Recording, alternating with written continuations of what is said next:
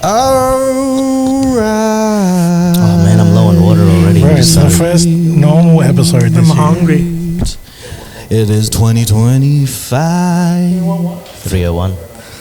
2025. What a time to be alive. What a time to be alive. I'm glad to have you guys by my side. Feels like there is 5, but there's 4 of us. We are 5 minus 4 plus 3. I forgot math midway. That's it, bro. Nice. Good save. Imagine that, bro. Imagine describing a podcast. How many people do you podcast? Oh, what was that? Like 5 minus 4 plus 3? You figure out the rest. Keep them guessing. Suspense. Quick maths. Oh man, that'll be the instead of 5 guys, they should just name it that, bro. 5 guys minus 5 4 guys plus minus 3. 4 plus 3. 10 minus 5 minus 2 plus 7 plus. Oh man. Quick maths. But we are here and we are live. How you guys feeling? Yeah, sweaty. Good. Besides the heat, Yeah. the heat of the Australian summer. Feeling good, feeling great. Everyone mentally here. We are back in 2025 in a proper way. We did the live show, but this is where we get the crux of the show going. The crux. And I hope that you guys are feeling mentally good The bum crux. and mentally ready for a great year. And let's get this thing started. Let's get this shit. Let's get this shit. I want since it's the first one of the episode, I want to do something slightly different. Do it. I'm so worried every I time we want to do do some. Slightly different. All so right. worried every time we do something. He takes a gun out. It's like, we're playing Russian roulette. Here we go. Got dark real quick. Ladies and gentlemen, welcome to 2025 of the CCTV Cheatcoders television. And we have our beautiful 4 guys. 5 minus 4 plus 3. 5 minus 4 plus 3 equals 4. Us. Starting off, number 69, full of sweat because he likes to resemble your poet. So whenever you are in bed with him, you will see yourself on his forehead. Whoa. Therefore, you'll get the most 3D experience of the stuff that he loves to do. And he is Don doing stuff. What's doing? What do you Fat, say juicy, poet. Yeah. Fat, juicy and basa with sexy basa. And we've also got... You've been watching WWE and It's the start of the year. This is the only time I'm going to do this. Gotta have some fun with it. Boom. Coming in at 76 kilograms. Close. 76 kilograms of diabetic. Minus 4. Diabetic lifestyle. Minus 4. I think about 71. fuck, and my shoes weighed 72 kilos. Well done, man. Good job. But look at me. And drip down with confidence and compliments is Mr. I am so good. I don't need no sugar because I got my skateboard. He's already sweet enough. Man. Lay home, man. He rings the bell in Campbelltown. It's Chinese New Year tomorrow. And he's coming up with Chinese New Year Trying to be vibes. It is Mr. Purple, not sexually frustrated himself. Ube. Is Mr. Ube Sexy. Nats. Blazing, Asian. I really hope this is the last time you do this. What are these intros? I don't know which intro is longer, this one or Tom's. We'll talk about it. We'll time it.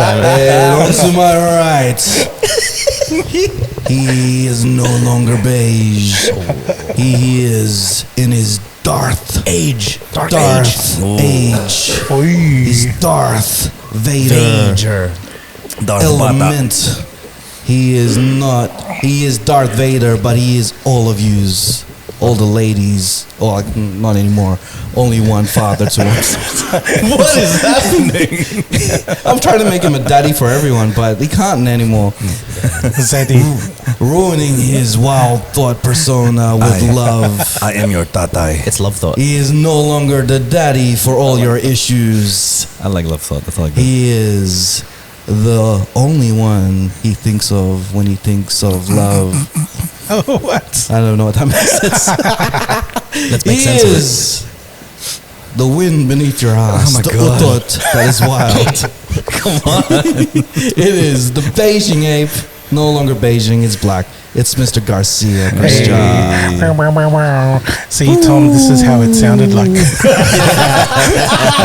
you know how it continues because there is one more person to introduce. Hey. Only one. We're the most. Pyrotechnics. The host who deserves to have a couch and not a seat. Oh, he's got He's got a himself. fat ass. Because man. Enough for everyone, so everyone can throne. kiss my poet in the world. It is Mr. Raph. Daddy. Raff daddy. Soak in and enjoy the rest of the show. Let's start the show.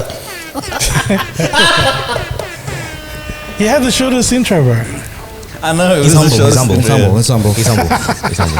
Humble Raff. Not only is he humble, He says it in his one big couch. He's humble, man. he is the only one that can moderate the show. Yes. The only one that can introduce the podcast. It is Mr.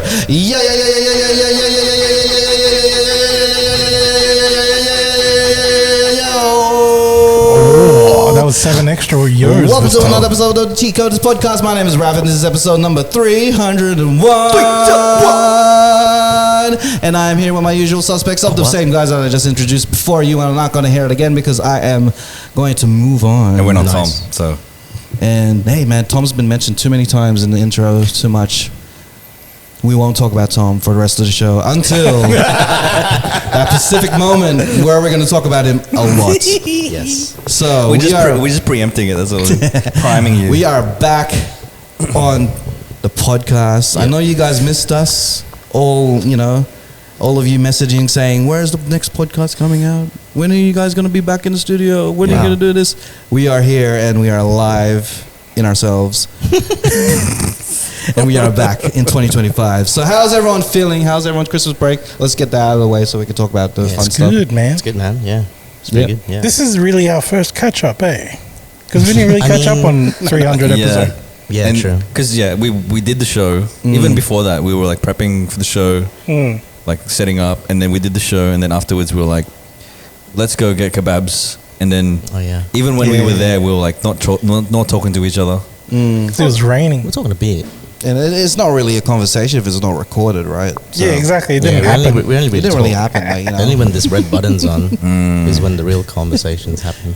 But like everyone had a good break, and like we're ready for this year where we're gonna Yeah. kick it, Kick it in its ass. kick its butt. I'm trying to get some monetization properly. It's wet. Kick its pwet. Kick its pwet. Kick its butt. Kick a pwet. Kicks the pwet. But like we are here, Common House Studios. Shout outs to you guys. Shout out. It's looking nice, man. Shout outs to everyone that enjoyed and attended the 300th episode. Yeah, shout outs to you guys, man. Like I expected less people to come. Oh, I expected no one to come. That's just cynical the you. way. That's just the way I just think. I just don't think. I still don't think anyone listens to us. But people enjoyed it, and we had some great interactive fun. And let's start off with have a little conversation about how 300 went. Like, Oh, what like was your thoughts on getting back into the groove? I think we've thrown ourselves in the deep end, like doing a live show as soon as we had a break. Yeah, bro. Yeah. Usually it's cool to have an episode to check the rust Check off. the rust off, yeah. But therefore we had a whole live audience, and it was pretty good. They were really interactive. They really had some fun. What's your thoughts on the 300th episode, guys? I think in perfect Cheatcoders fashion, like throwing ourselves in the deep end is what we do, right? Like we kind of, and we said it on the show, we improvise some things. Yeah. Like we plan out segments and we plan out the things like that we're kind of what we do, and then we throw it to the wind and see what sticks. Yeah. You know what I mean? And I think that overall it went really well. There were parts of it that went a bit too long, but I loved it. was fun. If there was It was a anything lot I of would fun. change about the podcast, nothing. Yeah. Because like everything just worked. I like how raw it was. Oh, I don't know, man. Now even the jokes that didn't land, it That's worked. so bad, bro. Oh, fuck. This is a bomb.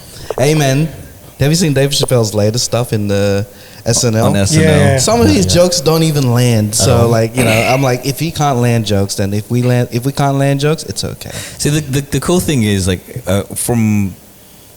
I don't think he would have workshopped or tested those jokes before going on SNL, so that's why some of them may not have landed. But he takes it in his stride, man. He's such a professional. He'll sit in it, he'll sit in the bit even if it's not like landing, and then just be like, I just love it. He just tapped the microphone just to make sure it works. yeah, Yeah. yeah. It was like, I have to watch it. it's just one of those things. Is like people enjoy when you make fun of yourself, especially when your jokes don't land, and you be like, "Yo, look, that didn't work." You handle it Yeah. well. Yeah, handle it well too. When things didn't land, we're just like, yep, that went well. Then moved on. So Yeah, man. Let's move. Like I think it was a good start for our run of live shows. I think we're only gonna get better and better. I think because it was so improv, it took away the pressure. So it kind of made it That's fun. a bit Man. more. It was fun. I yeah. just felt like I was just hanging out with the crowd. It you felt know? fun, yeah. Like they were just like playing games with us, and we Yeah. were like just controlling the I think vibe. what I liked most too, it was a bit more interactive than usual. I think that's what really, because they're not just there to watch. You got me You're thinking. involving everyone. You got me thinking. I don't know if this is supposed to be like like in meeting stuff. Like No. maybe if we kind of make it a weekly like the live show type of thing, get it intimate, like 10 to 15 people to come. It felt like almost felt like a normal episode minus the interaction, but it felt very. I reckon if comfortable. we could turn it into like how they do with late night TV and all that, and then get an audience. everything. Yeah, small audience in Yeah, the crowd. small audience, Yeah. just like people who like really mess with us and stuff, and then we can Yeah. interact with them, or like have a half where it's all about us, and then it's half of like interaction. that'd be fun. That'd be fun. Like if you once a guys, month. if you guys are willing, if you're Sydney based and you're listening to the podcast, let us know in the comments if Bro, you are that's willing not to a bad come and watch. idea, bro. Because It's kind they'll of like just- a hangout. Yeah, every week we're just hanging out with people who like Yeah. listen to us. Or you can think about it the other way, the cynical way. Every week we're forcing people to sit down and watch us while we do our thing. We've got You some know? things to say. Listen to my song. I'm gonna workshop my jokes, so I'm gonna torture you for about half an hour with my jokes. Well, like you didn't see it. None of you guys saw it unless you were live at the show. Don doing stuff, had a little stand up. How did you go with that stand up? Just to don't give away too much of your jokes. I spent the whole day rewriting some jokes that I'd done before, because I've done it before, like done some of those jokes before, and it was just like rewriting it in a different way and trying to go a different angle. And I like that haircut bit, bro. Yeah, the haircut bit, keep that one. Yeah, That's man. good. yeah, I was like, I need to, because I'd learned stuff, and I'd said it to people before that I'm not naturally funny. Like there's people in my family like Garcia and my brother who are like naturally funny, and Garcia is like an amazing comedy writer. Oh, bro, fucking. Shut up.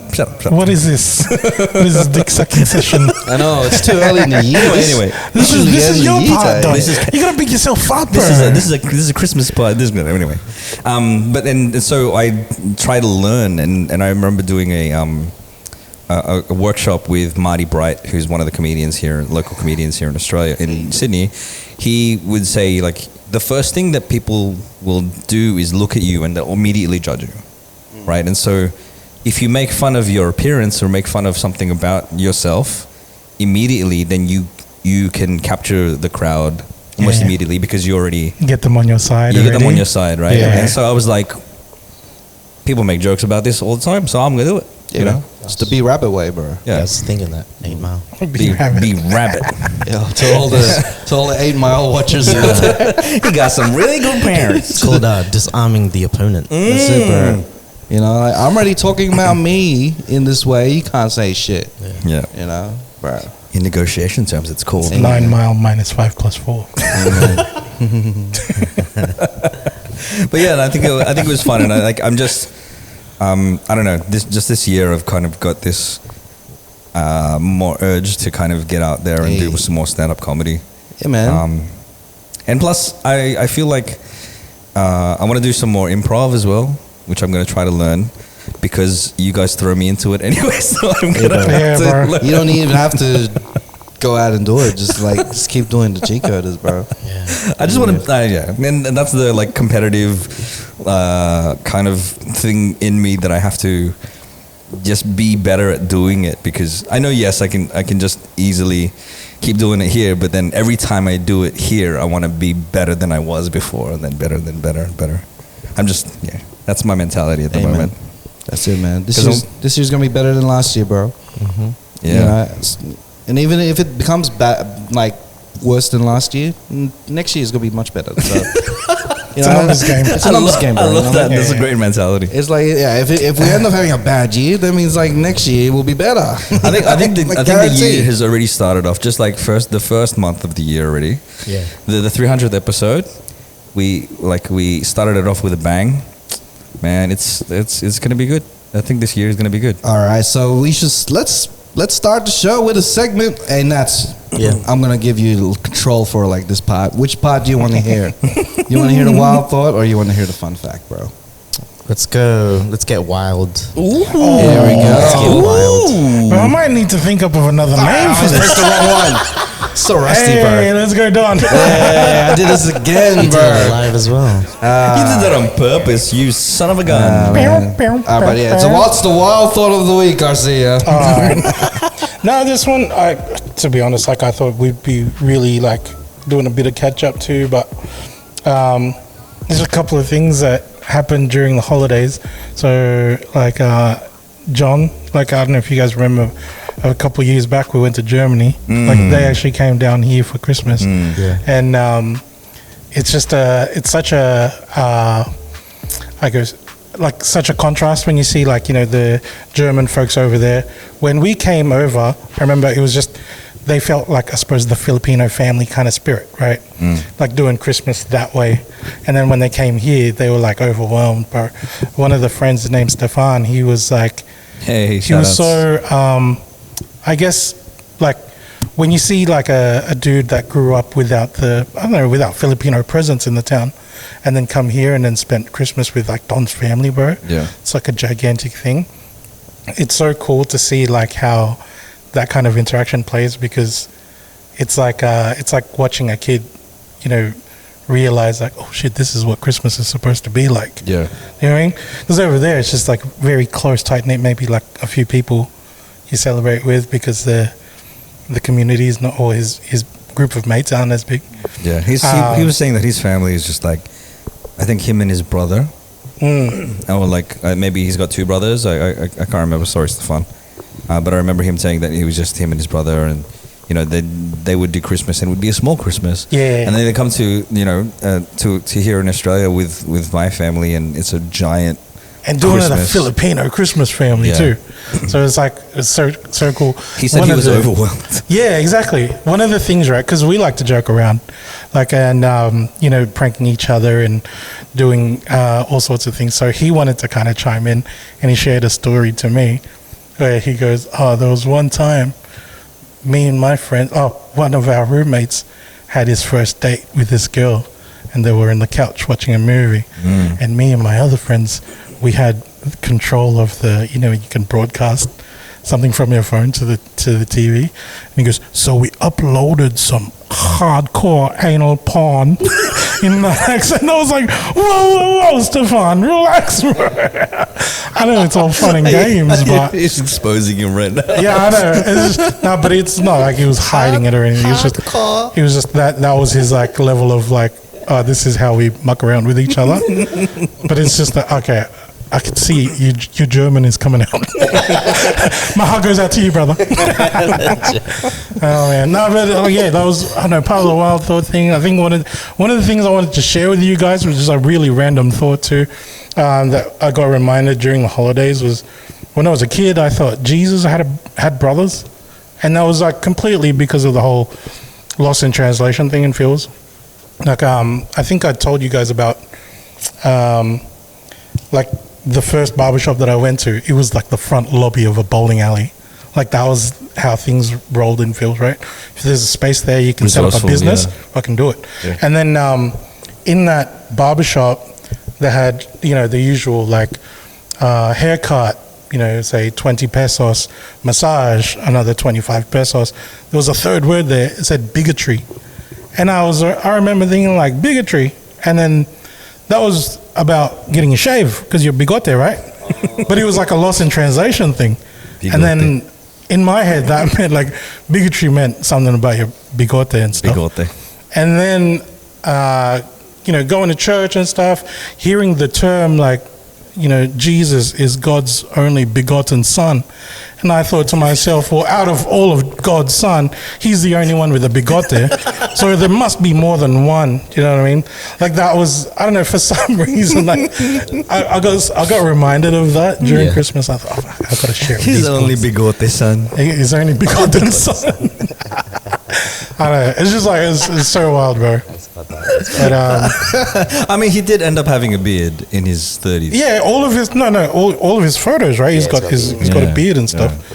But bigote. I don't know. The last thing that I wanted to share with you guys, this only happened yesterday. It kind of feels like a bit of a milestone. Oh, go for it. I ended up talking to my missus' dad. Oh wow! Yeah, I had a feeling. Does she listen to the show? Wait. Bits and pieces. Yeah. Have you? Huh? Have you? No, not yet. But we're saying it here. Huh? Oh, it's not gonna. You're gonna do it before this releases. Nah, it's no secret. She knows I'm going to. She just doesn't know when. You don't know the hour or the time. But I don't know if this is like a very Filipino thing just for, I don't know, there must be some other cultures too that do this, or if this is like an older sort of custom, but... Ask permission. Yeah, bro. Yeah. Like when you got married, bro, did you speak to Shivs? But then again, she's not Filo, right? No, I mean, I don't even think it's a Filipino thing. I think it's just everything. I think it's a genuine gentleman thing to do. Yeah. Like, I asked Shivi's parents before I married her. Both of them or just the Both dad? of them at the same time. Oh. Like, I got them both there. The worst thing about like having an interracial relationship is that when you ask them, they're going to talk to each other in their language. So I had no idea what was going on. It's like a business deal. I know. I'm just like, bro. I'm just sitting there, just looking at my sister-in-law who was there to help me out, and I was like, all right. I'm just looking at her, and like, everything's good, right? Because like, yeah, it was a big thing. Like, and I just remember it was one of the most nerve-wracking things in my life. Like, Bro. because like, you're it's the step before that. Before like proposing to your partner, like I reckon it's in all cultures that it's the most respectful thing to do. Yeah. Like thinking of it like now as being a parent, like I would like to have that conversation before that would happen, because it's kind of like it's respectful, and it also gives the parents a peace at mind of like, yo, okay, he's a good egg. Yeah. My daughter, like the person I'm gonna let go of after holding on to this person for like decades, is in safe hands. So I think like you're in the right mindset kind of thing. Yeah. Like if you do have the opportunity to ask the parents of your partner before marriage, then do so. But I think it gives you a lot of pocky points. It does, because like because people don't expect it, and then it puts you on another level type of thing, in terms of respect. Bro, did you cry When you talked to him? Oh no, I was scared. No. No. Yeah, neither did I. I was terrified, bro. The only time I cried is like down the aisle, bro. When I was walking down the aisle. And I was like, hey, you guys. You were walking down the aisle? Yeah, because like, sometimes you get to treat yourself to that. Because I'm a princess too. No. That's the She was thing. waiting at the top. That's the thing I love going to weddings at, is I like watching the guy cry. I like to think in my head there's a 50-50 chance that this guy's going to bawl his eyes out. Yeah. And I'm going to be there to look. Because people are looking at the bride. I'm looking at the groom. Yeah. I'm making sure that you know. This You guy's gotta cry. he's always a hard cunt. I know. Now he's a little bit. I know it's a conflicting thing because like if you don't cry, I'm like, oof, Yeah. you're gonna cop it on the way home. Does he not care about her at all? Yeah, and I was like, give a little wipe of the tears, a little that, a little that. If he doesn't, he doesn't love her. Just a little bit of a I know you sniffle, love just- her. I'm just saying, like, you know, I want you to be protected at home, man. You know, you my boy, and like if you don't cry, she's gonna kill you, man. Gangsters cry too, man. So Oh, no, I didn't cry. I know. yet. I was just saying. I said it was because it was so hot yesterday, right? I said, "Oh, I was sweating so much." Bro, my voice was so shaky. Yeah. How did you And I didn't know how to start it, bro. How did you go about it? Did you go about, yo, I got something to tell you, like? I think I worried her dad, bro, because I was at the door. Yeah. He was at home by himself. Oh, yeah. And then I rang the doorbell, and then I go, "Tito, can I speak to you?" Like, and I go, "It's about your daughter." He goes, what happened? Come inside. And I was like, "Well, hang on, I didn't start this off probably." Good tone of voice as well. He probably thought I was gonna say she's pregnant or something, man. I have something to tell you. But at that point, daughter. he sat down in the living room, and I was standing there like a kid in trouble. My voice is shaky, like breaking and stuff. Yeah. Nice. And I go, we've been together for like over a year. It was just so, I don't know, man. And then he goes, wait, sit down. Like, That's nice. and then eventually it was like, okay, we can. And then he was like, you know, what is this about? And then that's when I could tell him like straight up. Yeah, wow. But it wasn't, you know what, it's one of those things as much as you try and prepare for it. Because before that, right, before leaving the house, I was in front of the mirror practicing it. When I was driving to the house, I was practicing it. As soon as I get there, all of that practice gone. goes out the window. Yeah. I was like, oh, what do I do? It's freestyler, bro. Yeah, man. It's like Say it from the it's soul. like preparing to go for a fight. You're just like, oh, I've done all this training, and then, fuck, what do I do now? Yeah, I wasn't ready. But then eventually, because it wasn't just, you know, that nothing goes perfect, like nothing goes to plan. When he was, you know, he spoke, he was just like, okay, let's back up, because he was kind of like on the back foot. Obviously, he's just not gonna go, well, fucking go for it, bro. You know what I mean? Oh, really? Yeah, well, I think he might have thought that, okay, there's already like a wedding in place and all that stuff. And I was telling him, like, no, it's not to that point yet. It was more, we've got plans to do this and that and prioritize like getting a home and all that stuff. The wedding part isn't something that's in place. It's more, I'm just letting you know that, you know, planning my future or our future, I want to show your daughter that I'm committed and stuff. And Yep. before, like, I know that she loves you so much because she's the bunso, like only girl to two older brothers. And I knew that it was just so wrong to go ahead with a proposal without speaking to him first. You know what I mean? You wanted to set your intentions with him. And Yeah, say, like, bro. hey, this is what I'm planning to do. And it's something I think for a dad too. I don't know if I have daughters, I'd wish I got the same. You know what I mean? Like, it's like a gesture. Now you're gonna tell me. Hey, You're gonna tell me. they got to tell you. I got a daughter on the way. Both of If you've got daughters, bro. future daughter gonna get married with some guy, Yeah, that guy is bro. gonna be talking to me Of before course. the proposal. Yeah, and it's like Guaranteed. Yeah, they have to fight me first. Yeah, That's listen, what man. Let's go through all the cheat coders. Cheatcoder. There's a challenge. Yeah, you have to choose the right cheat coder to fight. bro. My missus' oldest brother trains people in MMA. Anyways, I met. It was his birthday on the weekend. I met one of his mates and stuff, and he knows you too, bro. Yeah. Like, you guys train and stuff. But besides the trained point, with him, I think. the talking to the dad, it kind of feels like if they don't, it kind of takes. Say, imagine your daughter, your future daughters and stuff, right? Get married, and then that didn't happen. They didn't talk to you. Kind of feels like something's been taken away from you, right? Yeah. You know what I mean? There's, Yeah. it's a massive thing. I mean, for like Marvin, for Raf and I, because we've filmed weddings. Oh, Marvin too, bro. Yeah, if we film weddings and stuff, there's always a moment where there's the first dance, but then there's always the father and daughter dance father-daughter first, dance. Right. and then there's a transition to that, and that moment in itself is always Yeah. really, really emotional Yeah. because you're literally passing on the torch. Yeah, exactly. And how do you what kind of gesture can you give to someone and say, look, I'm going to take care of them? You know what I mean? Like the way that you did. You know what I mean? It's such a big thing. So Hey man, congrats, that man. happened yesterday, dude. Congrats. And Big dude. I gotta hit you up too, bro. Because I might need your help with, doing the actual proposal part. You boys behind the camera too. And CA as well. He's at work right now. But You know what? Just do it on the podcast, bro. yeah. That'd be hilarious. Just do it on the podcast. We do a live event. We'll do a live event, bro. We'll pretend to do love stories. Oh, that's not a bad idea. Yeah, we'll do Why don't we love just pretend it's a stories? live Yeah, event, yeah. and then there's no one there. It's just Oh, we us. can do it as a side quest, bro. Boom, kasal. Content. Content. Yeah, let's do I it, like bro. that. Content over everything, bro.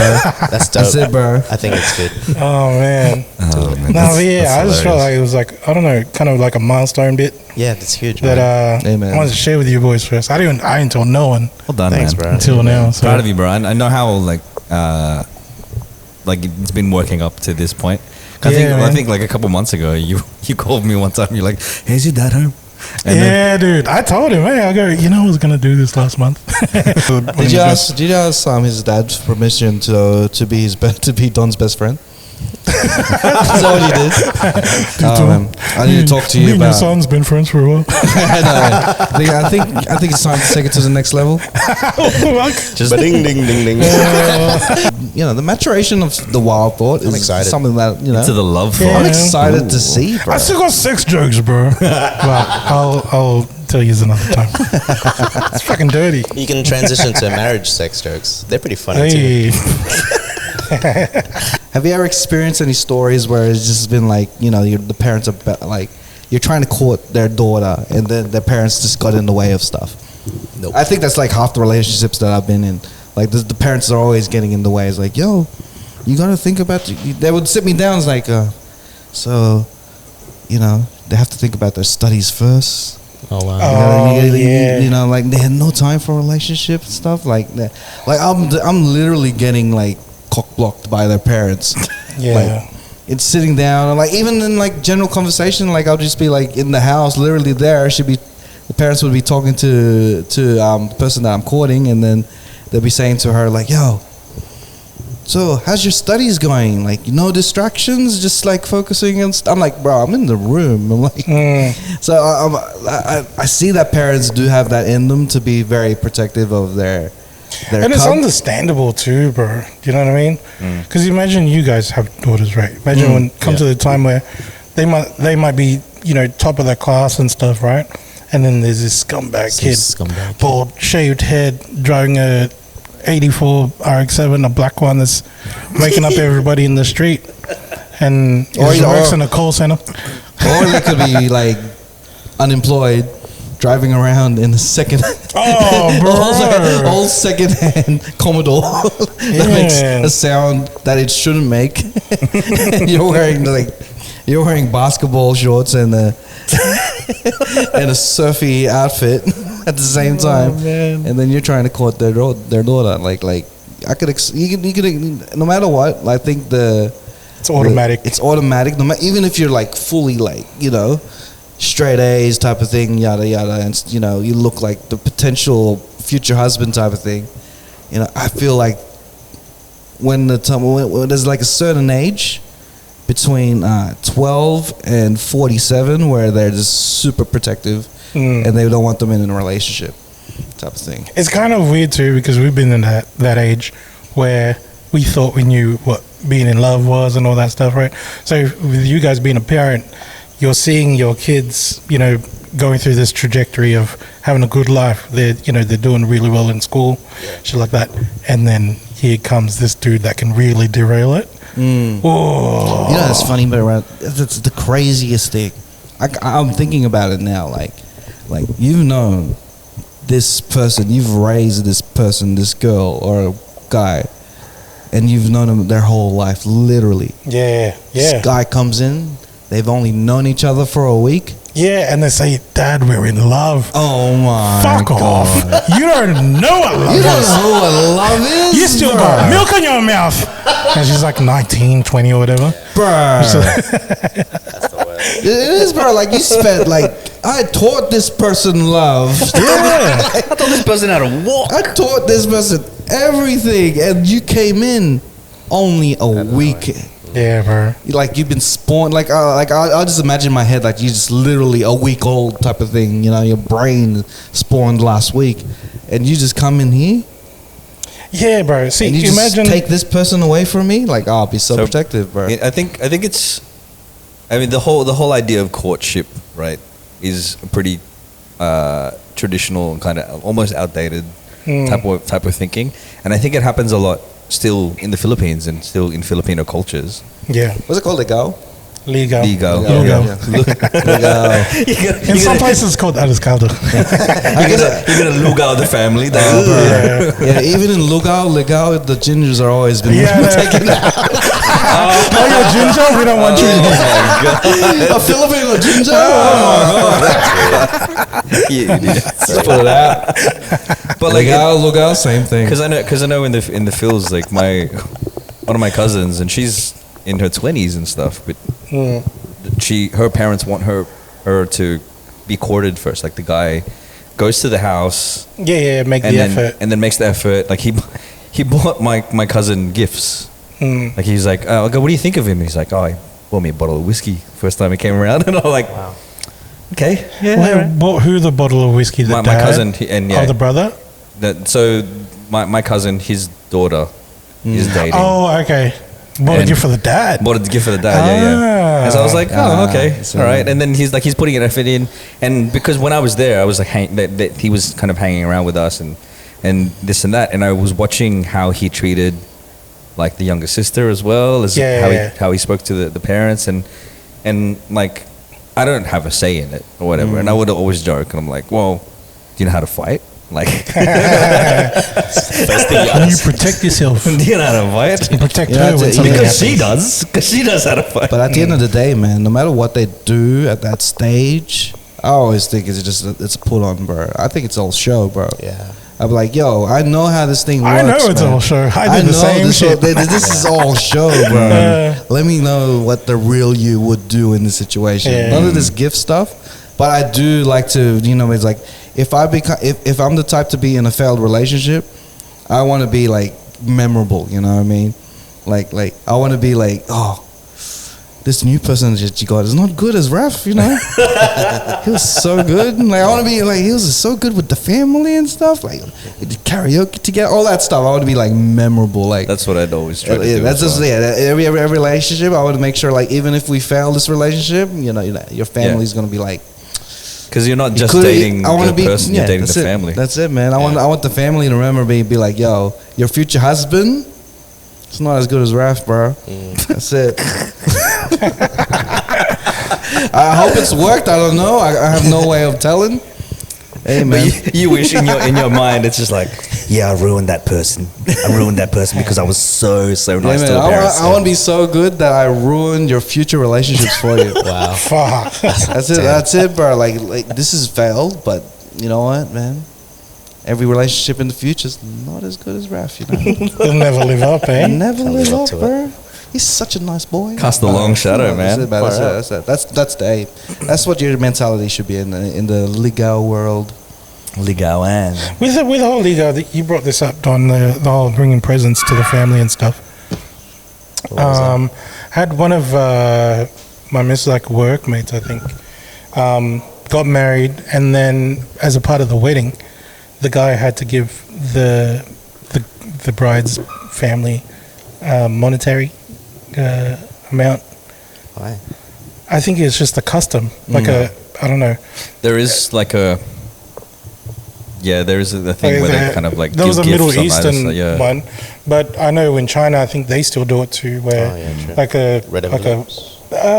it's something larger, like in the thousands, if not a fucking home or whatever. In the Chinese traditional Chinese weddings, Yeah. they'll give gifts. And I told you when I was there in Malaysia for my friend's wedding, we weren't allowed to enter his fiance's house unless like we had to do some challenges or give money to his family, like her family. Oh no, but that's you there. But this is more on the groom. Like it's kind of like a like an exchange. Like I'm having a daughter. Yeah, that's part of it. This is a part of you. Like when this guy's doing the Ligaw thing and bought whiskey and stuff, right? Is it like it's like a lay-by kind of thing, and this is an installment? No. Oh, this is right before. Buy her off you. This is right before the wedding. Like this is the thing where, basically, he'd give money to all of the family, but also to her parents, and then to her thing. Like there'd be like there was a bag of cash, the duffel. This is the rich wedding that you went to. Crazy rich Asians. That's crazy, man. This one in Singapore. Yeah. I love Chinese weddings. I've filmed a few of them. Yeah. But all of them seems to be giving the red envelopes, not only to the family, but to the videographers as well. Oh, so right. I got a couple of red envelopes and I'm just filming the wedding. Yeah, right. good, And I'm like, bro, man, it's just like extra gifts for my job. Just giving blessings to everybody. There's a whole thing of it as well. Because just being around my friend, his parents wanted him to write down the person's name and how much they gave, and it was like a thing because they attended your wedding, and then like when you attend theirs, then you give a similar amount. I do that. Like, I do that. Like Shivi does that. Yeah. Like she writes down everything, what everyone's given, Yeah. so we could equally or even exceed Yeah. giving when we give back. Yeah. Because like I think I don't know if it's a cultural thing or is this more so just being nice, being nice type of thing. Yeah. Well, if it was up to me, I would just forget and be like, yo. My friend, he opened one of the envelopes and it was 1,269. And then and we're like, why is it that amount? And he's like, 1269. Okay. There's coins in this motherfucker. Shit. His mate gave him that. He's like, I get it, 1269. I get it. Yeah. That's What did you say to that? That's Jason. That's Jason. That's him. Yeah, man. I want to do That's the one that another spells play- boobies upside down. That's a lot, man. 5, 3, Yeah, 1, man. 3. Let's get into the fun fact, right? Yeah. Let's do it. Switching it up, bro. Because I'm just gonna switch themes now. It's all good. Wow. It's a wild thought. Hey. I think maybe mine was like more of wild thought because I was like, it got me thinking. I was like, a lot of stuff has happened this year that could be. I know Summer Dawn is wild. I'm Yeah, pretty sure. He's got dick jokes for sure. Yeah. But I think there's a bunch of stuff that's happened this year that could be deemed as bad or deemed as negative or whatever. But then I was thinking about it like in a different way of how do we, like obviously people aren't happy that Trump is back, you know. That, you know. Yeah. And then there's and it's one of those things. It's like, well, he's back. It's not like he like went away. He didn't like wasn't removed from existence. Kind of thing. I think it's just the fact that he's back in power. Back in power, yeah. Yeah. And it got me thinking. I'm like, why? Like, what's the? How do I spin this into something that is like, try to find a silver lining in something, right? But then it just got me thinking as well. Like, it doesn't seem like, or maybe the cancel culture thing isn't necessarily a thing anymore. The reason why I thought about this is because. Fun fact, and I'll bring it back to the fun fact. Will Smith said no to the first Matrix movie. Yeah. Right? Yeah. He said, and they were like, they pitched him to be Neo. Wow. And he said no, and he did Wild West. Yeah. And we know how well that went. It's not a bad movie. I know, man. I enjoyed it. Yeah. But then, okay. I didn't like it. You know. but it wasn't the critical acclaim that, It wasn't. that the Matrix was. Anyway, he recently put out a trailer or a thing with Big Sean, and it was in the style of Matrix, and Big Sean was playing Morpheus or whatever. He had the blue pill, the red pill, and you know they were making jokes about what Will Smith's career and what he did. He's like, there's probably one thing that you'd regret, the biggest thing you regret in your life, or maybe two, but we don't talk about the second one. And he basically is releasing music again, Will Smith, which he has, and it just got me thinking. I'm like, well, he obviously has done something that was horrible and terrible, but then he hasn't. There's no. Feels like there's no repercussions to the thing that got him cancelled. You know what I mean? And also, I also found out Louis C.K. Yeah.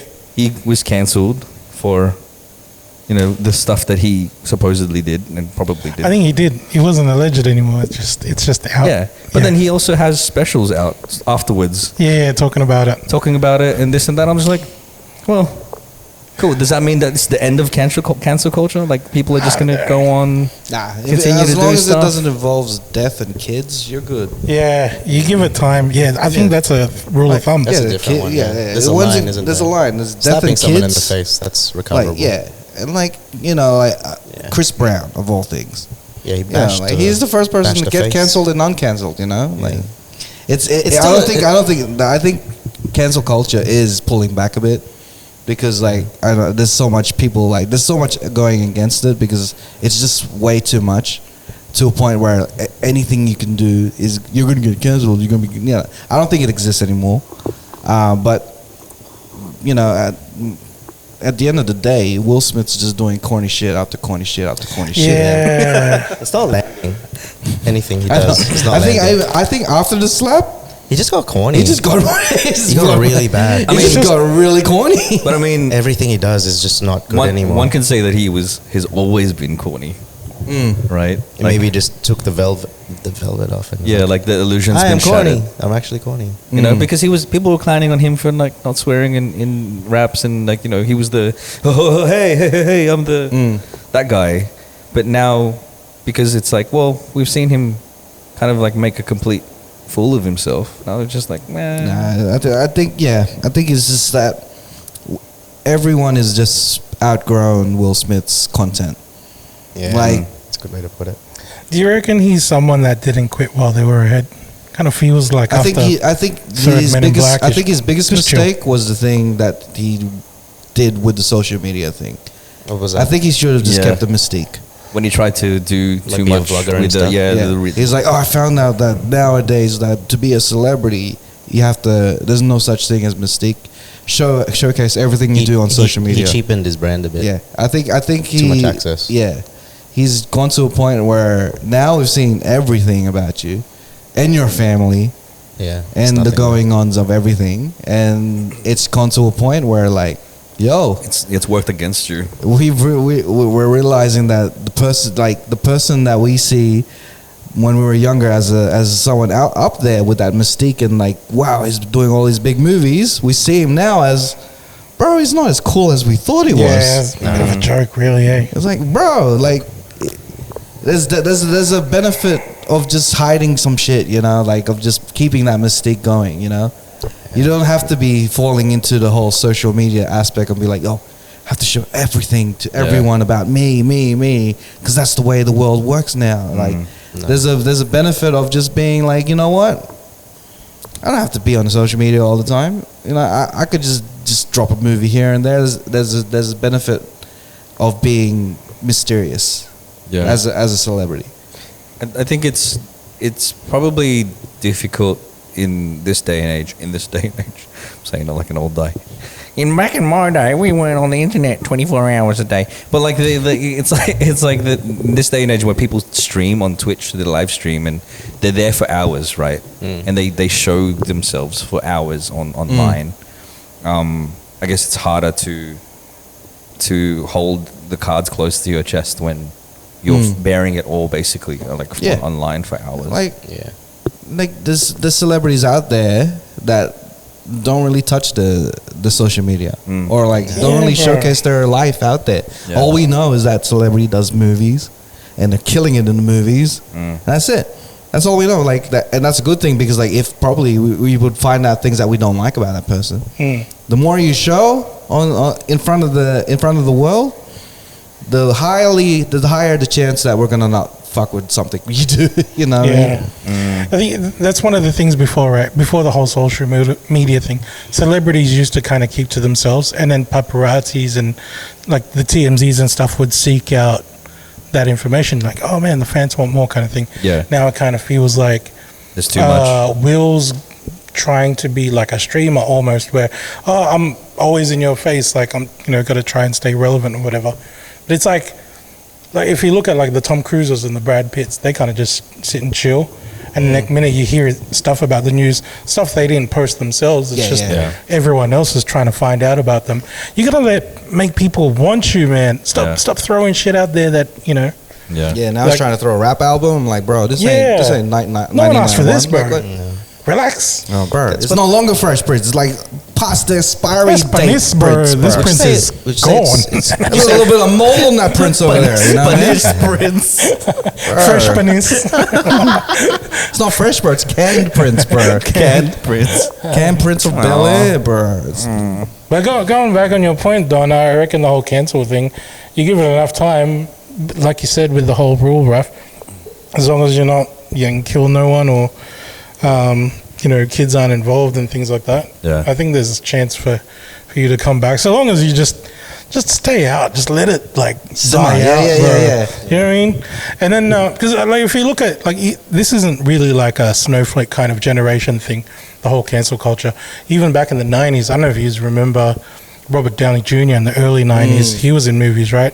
All of a sudden he disappeared on the face of the planet, all because he got caught in a car with trans sex workers. Shit. And then from that point, all of Hollywood basically shunned him out until Favreau came along and goes, hey, you want to be in this comic book movie? Wow, I didn't even know about No, that. this is the greatest, I thought he it's got like done with he can heroin or do no something. wrong type Bro, of That's the shit. biggest comeback. You know what it is, bro?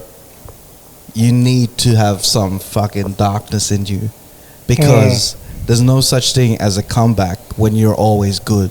You know what I mean? Like, everyone loves a comeback story, but if you're always good, you're never going to get a comeback. Will Smith didn't really. But you got to go away first too, bro. Yeah, you know what I mean? need to piss off for a bit, you know? Actually, you're right. If Will Smith, disappeared for a bit more, he could have made a better comeback from it. He didn't take the opportunity. That's like in professional wrestling, bro. Like, if people are getting sick of you, bro, it's kind of like John Cena.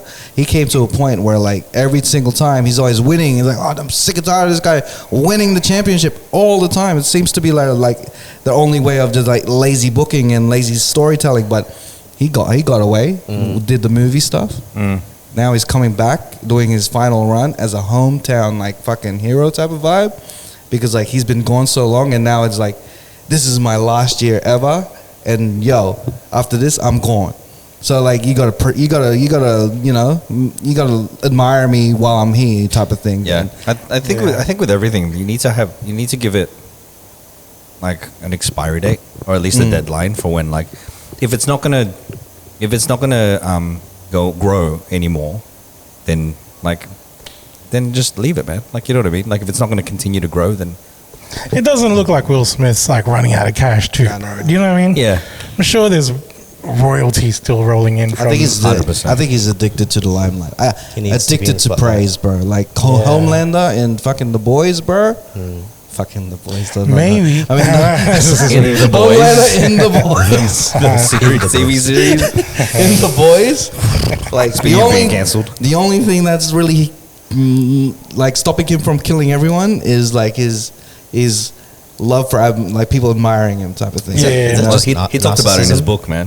Like, That's narcissistic. it isn't was his need to kind of perform. Like, when he was younger, it was a defense mechanism for him. Who's this? Who you talking about? Will Smith. Will Smith. Yeah, gotcha. It I was- thought you were talking about Homelander. Yeah, I was like, I need what? to watch this Homelander. read his Homelander book. Homelander is one of the best villains out there. I'm telling you now. And then, like, Will Smith used it as a defense mechanism when there's conflict in the home. He would be the one to try to diffuse the conflict and like be the clown and kind of like that. And it grew into being a performative thing for him. And so I agree. He probably needs it. Needs it, yeah. Like, needs it. It's kind of like that's his drug. You know how there's always like when you're addicted to something, it'll be a downfall. I think he's like addicted to be admired is going to be his downfall, which is kind of showing now. Yeah. Like, It's kind of sad, eh? It is. sad, yeah. And it's sad to think, like, at one point, I would have given up, like, a lot to be able to meet him. You know what I mean? During that time, like, part of my childhood kind of thing. Yeah. But now it's just, like, I'm getting to talk about this friggin' moth. Sorry. a bit sad. Yeah. Oh, Just it's on sad. you. That's all I'm saying. It was on Yeah. you. Yeah.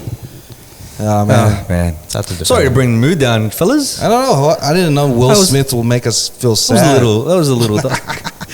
I made some dark jokes today, and Nats was like, "Wow, man, you're getting dark." It's okay. Yeah, it's weird. Get some It's off-brand. All right, Like- tell us. Let's on. rate your dark Go on, joke. Dom. Let's go. I'm just feeling cynical lately. You know, and I just because what's been happening and like I'm just like I'm less. Yeah, I'm just a little more cynical nowadays. Like these days, I don't know. I'm still Talk to positive. us, Don. I'm still positive Tell about us, stuff. share us. He doesn't want to say. He doesn't want one to of share your a dark joke. jokes. All right. So recently, last year, we have all like talked about gout to a point that we've thought like, yo, it's 2024. The Olympics are happening now. Imagine if these games included an element of gout into it. Yeah. So we're like, you know what? Let's emulate gout and go through some Olympic sports, or mainly just track and field, and just see how we go. So this was recorded early mid 2024, and Around the time of the August, right? Olympics, yeah. yeah, Yeah. right around the time with the Olympics, and this is our version of a Filipino Olympics, but specifically for our experiences in the Philippines, the Gout Olympics. All right, here we go.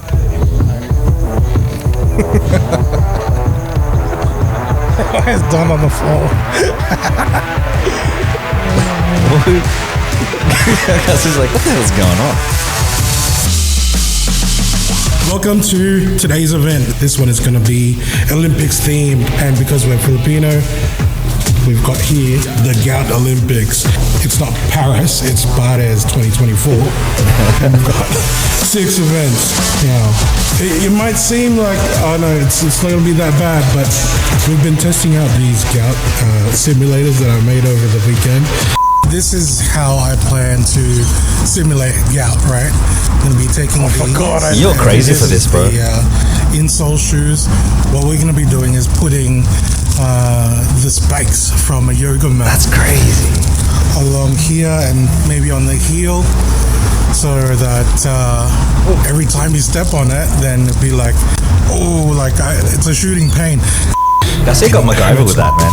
Bro, today's event, we've got Raf, Matt, and Dom, us Cheatcoders, but we've also got CA and Jarrell joining us for the events.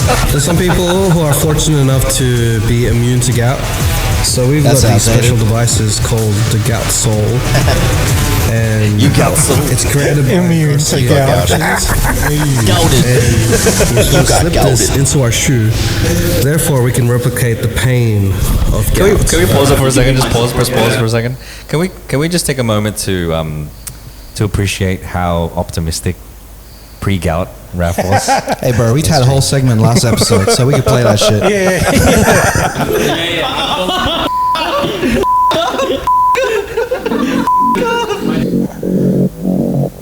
Oh wow! Nice. That's So mad. this is a POV of a winner. Sometimes, Who edited this, by the way? sometimes you don't think about the Nice. Of course. Of course he did. Sometimes you just focus on what is in All the front of best you. parts. Actually, No practice, I don't want to wear it. no experience, It's a bit heavy on my head. but Do you want to wear it? the only experience I have in my life is winning. I'm trying to play it cool, but I'm supporting my weight on this and the 1 foot without the spikes. I'm putting so much weight on my right. It hurts, bro. I don't know why we put it. I don't know. You came up with the idea as well.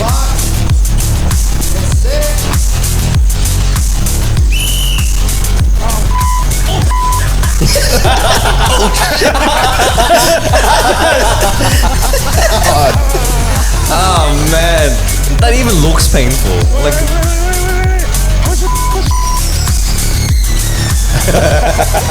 that looks as painful as it was, man.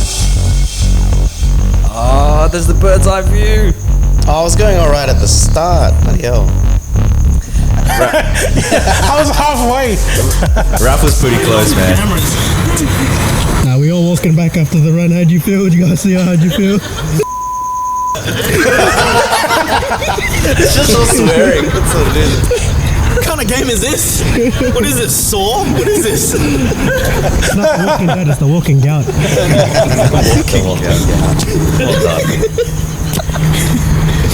See when the other guys run, they're full sprinting. Oh my goodness. Bro, it's even painful to watch. Yeah, it is. Knowing what it is. So this is the relay Oh, this is part. the relay. 300-meter relay. Because each one of these legs is 100 meters, apparently. Filipino math.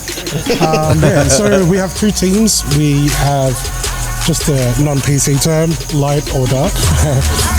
On team one, we've got Nathaniel, Raph, and CA on the other end. And for our team two, we've got Don, myself, and Jarrell. Now the way this is going to work is we have first runner, that's one leg, tap. For me at least, I'm going to tap Don's hand, and then he's going to run here, and then he's tap Jarrell's hand, and then he's going to make the final leg. So whoever has the third person hit the finish line first wins. CA, you gotta push away from Don. I like this track, by the way. Oh man. That's had strategy as well. Go, Raph! Smash it. Oh, look at CA go, bro. He's a beast. Sierra and Jarrell just sprint. Watch this. Jarrell nearly gets you, bro. Look, I'm so far. Look at this. Nearly gets you, bro.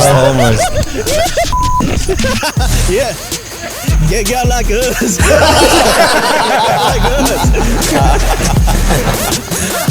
Bro, that was exhilarating. Man. I felt like a gazelle getting chased by a He's so lion. excited. That was not like a gazelle. The slowest one as well. Oh, I thought that was a gunshot. What a shot.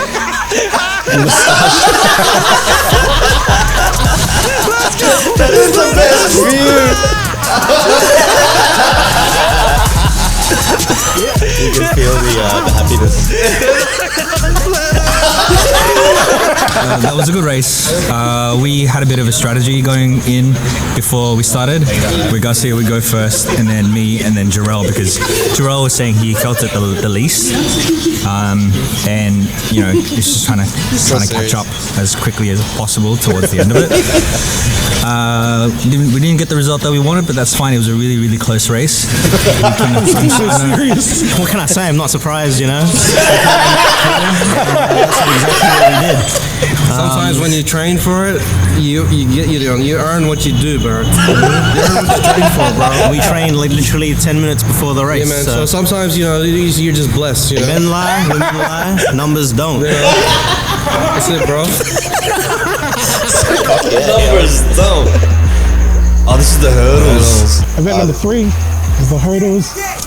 I'm not really excited about it, considering I've lost both events. So what we've set up here, we've got 4 sets of hurdles along the same track, along the same 100-meter sprint that we've been using. So if you look at right behind here, we've got hurdle number 1, and then 25 meters down is hurdle number 2. 25 meters. Nat's just going to explain the math on how we can determine who the winner is at the end.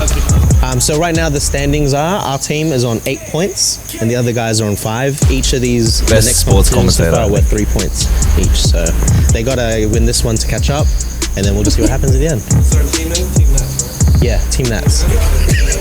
Why is it Team Nats?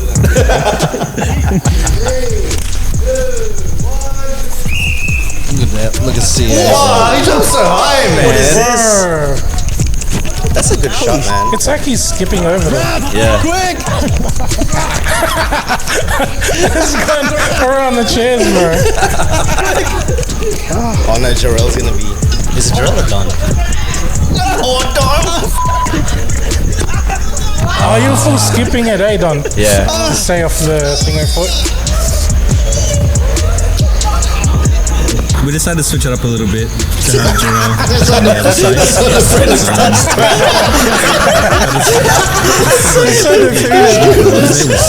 So much explanation, man. It's like the after sport, like jumping over. Hey. I tried to step over the thing. Yeah. I was struggling just to walk over, let alone jump. Whose idea what? And CA was jumping over the thing. I know. I seen CA do that, and he goes click. He clicked his heel, bro. He really did it. It was like a gazelle, man, jumping over those things. I think I need my leg amputated after this. He was bleeding When I after saw that. CA, He was. he was the MVP for the hurdles, bro. Oh my god, Mario. Secretly, I didn't know how Nats was able to jump over those things, but he did, and it was a team effort. Yeah, team Effort. Team Nats. Let's do it. Go nuts. Go nuts. Hey, and you can watch the rest.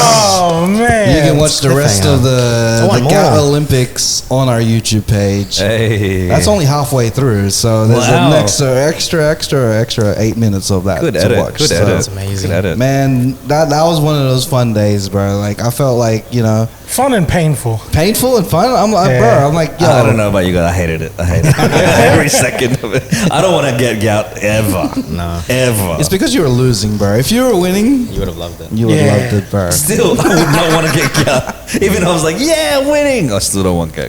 The funny thing about Don is that I got gout and then he changed his lifestyle. Yeah. I get gout. The next thing you know, like Don's erased like all red meats and and no drinking. I'm like, oh, bro, man. So like that is our version of the Gout Olympics. If you want us to do more of that, or if you want to compete yourselves in the Gout Olympics, man, just let us know in the comments. We do not take any responsibility Hey, bruh. for bleeding feet. Since we got the TV up, we might as well just get on to the next clip that I have on my hard drive. Yep. Bring it up. Tom, we haven't heard your name in a while. Mr. Cruz. So, Mr. Cruz, go to my hard drive and play Tom's speech. Did you edit it? Like, Yeah, here you go. funny with the No, it's Unedited? This is unedited. We're Oh, just going to react to what Tom did last week. Can you zoom it a bit so we can see everyone? He's reluctant to play. Just play it. Ladies and gentlemen, mga kababayan, and all you Aussie bred and zip-fed folks out there, welcome to the widest game show in town, Puti di Hugas. Started off strong. I was like, whitewash. All right, I was so proud of that's him at right. this point. The only show daring enough to scrub, twist, and squeeze every last ounce of Filipino pride had from the our hip movements on contestants that and one. expose their true shades or lack of them. Tonight, we have 4 brave souls, all here to answer the ultimate question. How far have you scrubbed away your Pinoy roots? Have they swapped their Wallisting thing for a Dyson? Their sinigang for avocado toast? So far, so Their good. manopop not bad so for a far. fist Not bad. bump? Here you go. We're not just talking. We're not just asking. We're calling them out. This isn't just a game. It's a full-on cultural sarsa session. We're about to marinate their habits, You can really reel see their their look on excuses, their and faces. season them with truth until they're flavorful as plate of lechon. Could have ended here. All Could have right, ended there. There's a point right there. Are they the type of sprinkle Here we with a go. little Tagalog like it's patis on their lechon kawali? So many analogies. Keep going. Keep going, keep Do going. they think adobo is just a chicken stew? You can't be a Filipino going, while sleeping flat whites Hey, and calling man. it kaping barako. Hey, You keep need going, more keep going. adobo in your soul, not just in your belly. In your Let's belly. be real. Another one. This is Sinigang. We're here to lechon level of authenticity. Another one. Don't worry mga kaibigan, tonight is all about truth, laugh, and maybe a little bit of hiya for good measure. After all, what's more Filipino than roasting each other to their face and still giving a hug again? When he said after all, I was like, that could have been another. I name this one. Rule This threes, fierce rule and threes. unapologetically Pinoy needs a host who knows to turn up the heat. He hasn't introduced himself. Ladies and gentlemen, get ready for the host who's been seasoned with experience, grilled by life. Now, he doesn't just scrub away the with a dirty bowl of pancit. Analogy. Hold on, bro. We're gonna get there. He's got a spicy edge of sinigang and crispy confidence of lechon. He's the man who knows to steer the pot and spice things up. So just check out so far in The host with the most. Bring him back. Make sure the real Filipino He's flavor still on the going. stage. It's not Get only ready name, man. for the Cheatcoders. Puti, the Ugas. Also, he just introduced the segment again. All right. Folks, now it's the time to break it down. Listen up, because these rules Now it's the time to break it down. are as clear as a sinigang broth. Here's now the wild. Everything's So, got a We have the reference. host here. We have the four hosts. I'll introduce one of them, Raph. Karaoke King Flores. The man who got the voice but can give you the winning notes. We all get long intros as well. Coach will be Don Mr. No Rice Valex, the guy who skips carbs but knows how to carve out the victory. Next is Christian Walto Garcia, a thinking machine who might just outwit everyone, but careful, his thoughts can be a little wild. Or They're pretty good will intro. you go to nuts, Blazing de la Cruz, the one who brings the my heat surname too. and sets the stage on stage on And he fire doxed you, bro. for every answer. Now,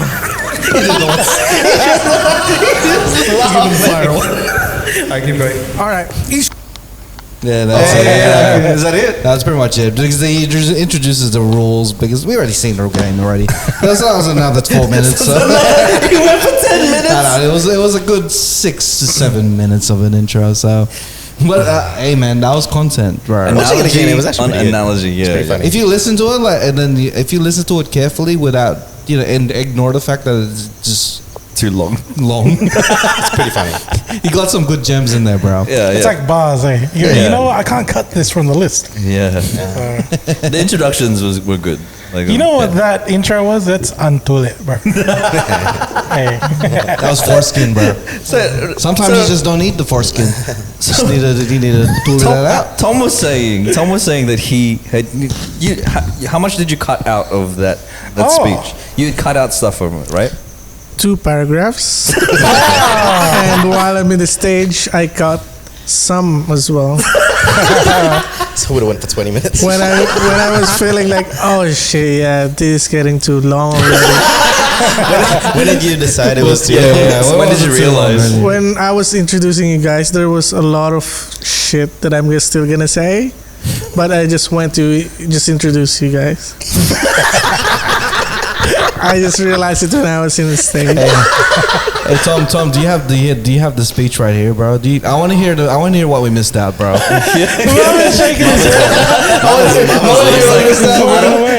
want to hear the metaphors that you brought out. There we go. Oh shit! Here we go. Here we go.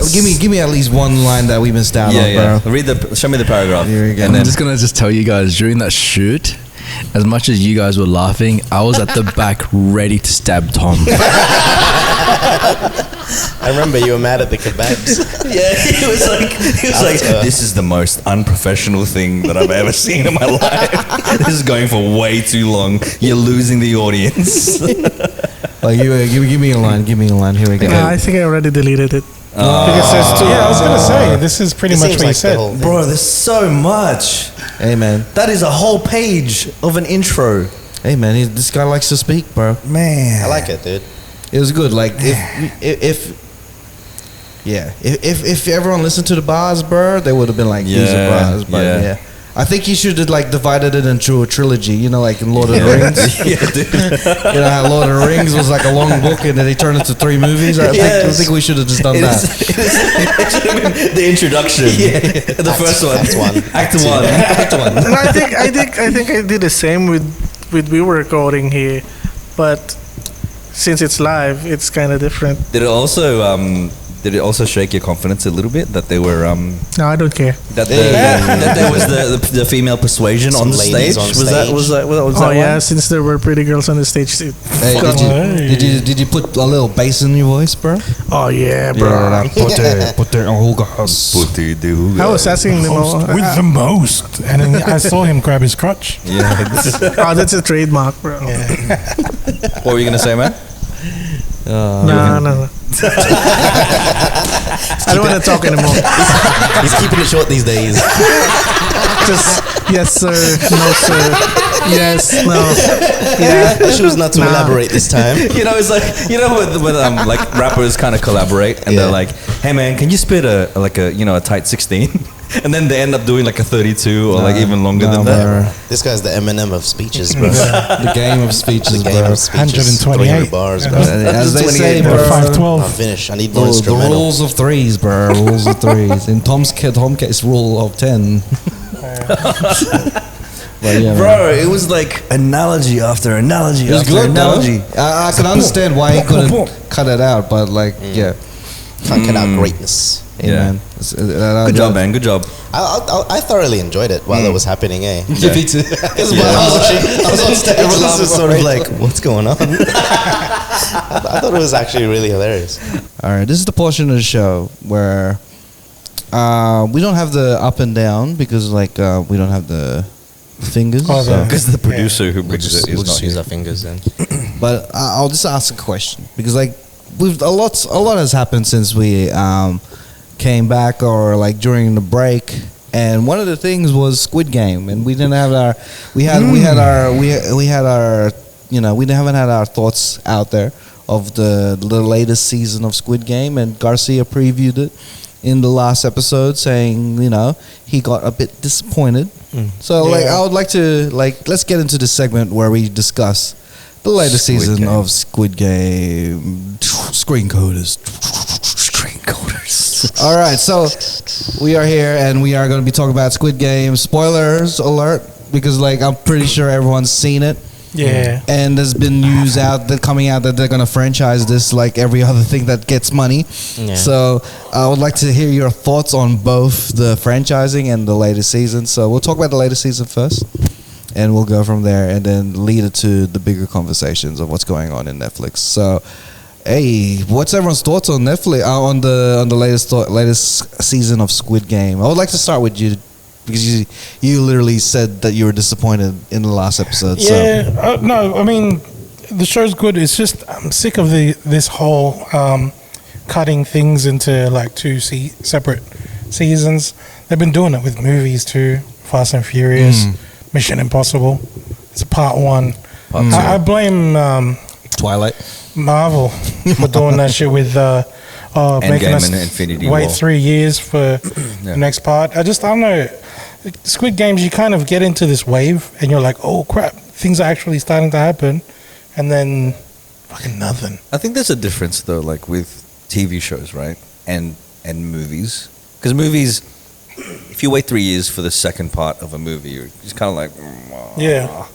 But then this TV show. How long did we wait for the?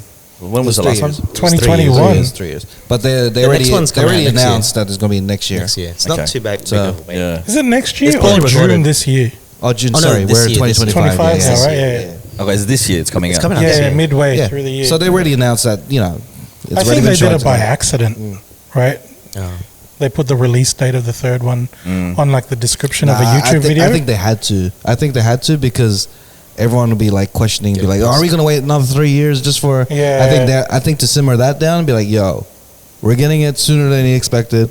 You're not gonna wait 3 years for this. It's happening, and you know what? We're gonna franchise this stuff. They probably- we're gonna get a whole plate of stuff that we're gonna There's do. gonna with be a this. whole Squid Game universe. Yeah, so they're going ahead into that thing. So, but the season of Squid Game, I enjoyed it. It's a slower pace. It's very slow pace, yeah, but man. I do enjoy the more slower pace factor of this season because last season we got what we needed. All the blood, the gore, the surprises, the funny stuff, everything happened there. Now we're getting into like in-depth stuff about the Each of the characters. or like the pink side of the games, and also like characters that we saw in the first season. For example, the recruiter, which was The front. really cool to see that the recruiter is actually a crazy guy. You know what? That first episode is my favorite out of the whole thing. Which one? Yeah. Which is the whole it was circled around the recruiter and Yeah. stuff. Yeah.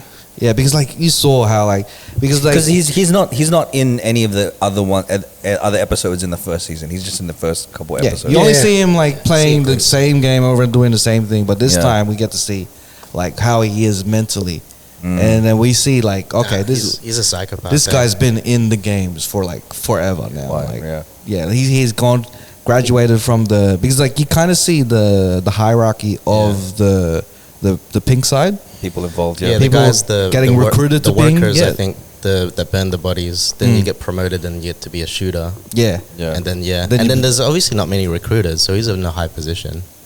It's pretty high up. And then you can realize you see how messed up he is once he's reached that stage. He's deranged. Of recruiter. Yeah, because you'd have to go through multiple years of like just killing people. I think I read up on it too. I think he said it during the episode too. He found that he was good at his job. It's like finding what you're good at in work, and he realized, I'm pretty good at killing people.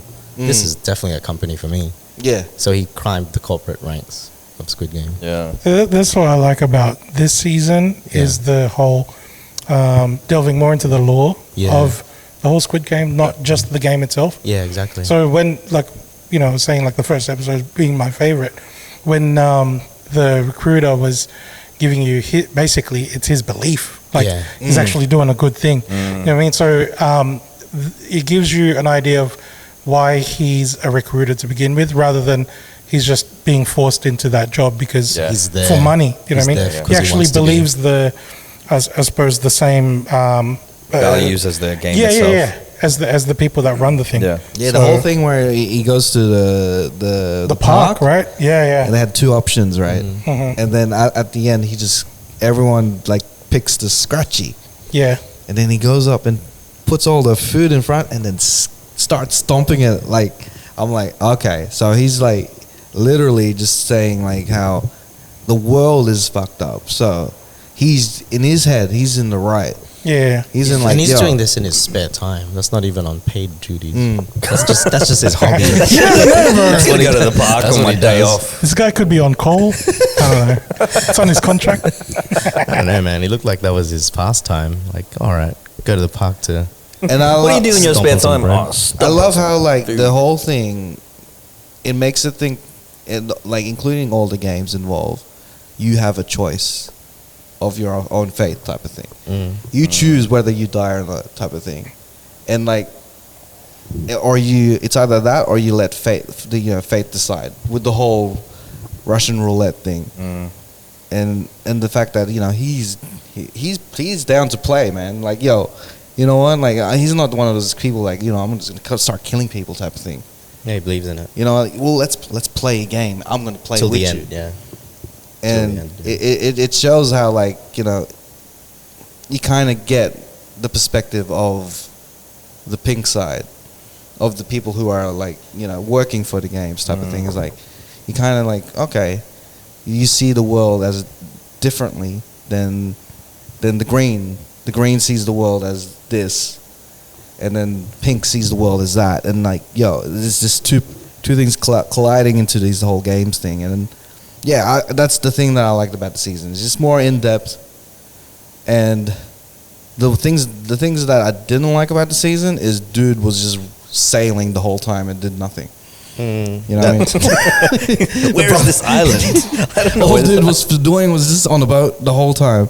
Wait, which one? The brother. cop? The cop. I think all of that was to lead to just say, by the way, the boat guy is part of it. It's like, I know. Just told us. That could have been a cliffhanger in episode 1. They could have. Yeah, they didn't need to drag it on that. They stretched that out too. It's like, we get it. We know he was in on it. We get it now, right? Get it. Shit. This is a terrible cop. Because like the thing is like Terrible cop. Yeah. I felt suspicious of dude on the boat from the beginning because I don't like remember him. You saved dude. Why do you have a liability of that? He owes you. Like, I mean, you owe him something. Like, after he saved, he's the one who found dude in the water or laying or somewhere and rescues him, and then now he's like, yo, I rescued you, now I owe you all these boat rides to find this place type of thing. You know what I mean? Like, it didn't make sense, right? From the beginning. It didn't make sense. It was more so like, yo, if I save someone, you know what? They owe You're supposed to be doing something for me. I'm I've not done supposed my to be, job. I've done my part. I've done my job. I'm not going to be going around the fucking... I'm a fisherman, so I need to like fish, and now I've got to take you everywhere. I'm like, that's a bit fishy, bro. And like, That's very fishy. pun intended. hey, but like, yeah. So that was probably like a waste of time. Yeah. Like, dude, it was just one water. I was like, oh my god. But yeah, He couldn't have like tried to go there like the second time, because the first time he like snuck his way in, right? Like he found people that were going there, and then how did he go? I forgot how he got in the first Found time. it somehow. There was the vans. that picks them up. Oh, he got You know into how it. people get to choose whether they go home or not. Yeah. So in the first season, He snuck in as a soldier, right? No. Well, eventually, Yeah, okay. basically, the people chose to go home. Everyone pressed X or something, and then eventually, they found like, oh fuck, man, I should really go for that money. And then so people went back, and then those vans came and picked them up. I think the cop hid in underneath one of the vans. And then jumped on the got ferry in the with them. boat, Yeah, then he yeah. got the And then he costume. killed someone, took his suit, and then pretended to be one of the pink guys. Yeah. Yeah, I just don't get it. How come he didn't even think about doing that? Again. No, but they Exactly, they right? go back out. This I mean, like time if they you would have stayed got there. it the first time around, you're like, yeah, like you got in, man. Like Yeah, now well, you're that trying something happens. different to get in the same place. Like, Yeah, but I mean, if he got in like that the first time, then they would have been like, let's check under the vans Contingency. this time, guys. Dude, exactly. As a detective or whatever, right? You take notice of these things like Yeah. plate numbers, you dickhead. Fucking. Who is this registered to? Why is this one company owning ferries that's always going to this Yeah. one place? Oh my gosh. We could probably get the GPS, the geolocation of these ferries. And Learn then how to use Google Maps, you idiot. My You know god. my favorite guy was the new number one guy. Yeah. He was so good. He was so convincing that he made me question. Wait, maybe he is a good guy. I thought he was bad. Like he This was is- straight yeah, evil this from the beginning. But he was so likable. Like throughout the day, I was I know. like, I love this guy. He's such a nice guy. It's just like rule of thumb, bro. Like, dude experienced number one betraying him like before. I know. Why wouldn't I'm he like, do it well, again? like, why wouldn't you think of it Suss again? it out. Yeah. Like, if you think the games is like the same throughout the whole thing as Why again, not like, number why one? not that? That was my, I suppose, qualm with the whole thing, because again, 001 was such a integral part in the first season, right? Yeah. So Gi-hun, first thing I would have done was Suss who out is number one. 001? Yeah. And because 001 wasn't in there to begin with to start, why wouldn't he question Why that? did he pop out? Because when they were doing the red light, Yeah. green light, He was he watching wasn't that, there. Yeah, he was watching. Yeah. So I don't know, man. Gi-hun's an idiot too. But then again, he wasn't supposed to be smart to begin with. So Yeah. no. Like, why would you dye your hair red afterwards? Like, man, come on, man. I wouldn't trust someone that makes those kinds of decisions. Like, I want to look like I'm in Big Bang next minute. Oh, Top! Top is here. Top is here. Thanos. He was my favorite character, man. Out of the whole thing, bro, Thanos. I wanted him to win, bro. Too bad he died. Stabbed in the neck. Stabbed with a fork. Worst way. Oh, You know, Crypto Guy reminded me of you, bro. Which one was he? The one that scammed everyone to crypto. The guy hawked to it everyone. Everyone's trying to kill him. Yeah. I was like, that's nuts, bro. Got that chick pregnant as well. And ghosted her. What a guy. Even his That's baby lovely. mom was like, fucking. Oofed. Oh man. Crypto guy. But like, I think like overall, I think what they do well is they're capitalizing on its popularity with the marketing. Because the first one that they did, they had the red light, green light doll Yeah. everywhere, right? It was in Thailand. It was in Sydney, like Harbour, and then and then now this time around, there's a Happy Meal or something. There's Yeah, like a bro. meal. Oh, and it's the actual. Macca's? You can get the shapes. I How's tried it. that? I died. It's so crap, bro. I died. You got it? immediately. You got the Yeah, it was so dalgona. thick, man. Like dalgona cookie. That's probably why you got diabetes, nuts. Yeah. because you ate the dalgona. Because of the Squid Bloody Game thing. Squid Game thing. And There's then, no winning. and then they also have like the Squid Game experience as well that they supposed to that do. they Yeah. have going on. Bro, marketing this time around was so big. Yeah. They flew oh, they definitely had the money for sure. influencers from around the world to Korea To the for the launch. Yeah. And then now they got games and stuff at Bondi or Luna no, Park. Luna Park. Yeah. It's yeah, bro. It's such a massive release, and this is why I don't think like I didn't think they would split it up into two. You know what I mean? I don't think it needed to be. No, but then, you know, money talks, bro. They need to stretch Another it out. season, bro. More money, bro. More money to get People are this. still gonna watch it. Yeah. I was pissed off at the end, but I think I ended up.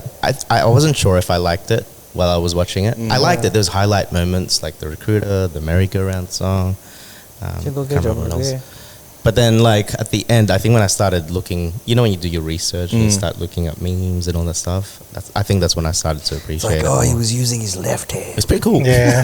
I like He all was that using stuff. his right hand the entire Yeah, time, all that losing stuff. on purpose. Whoa!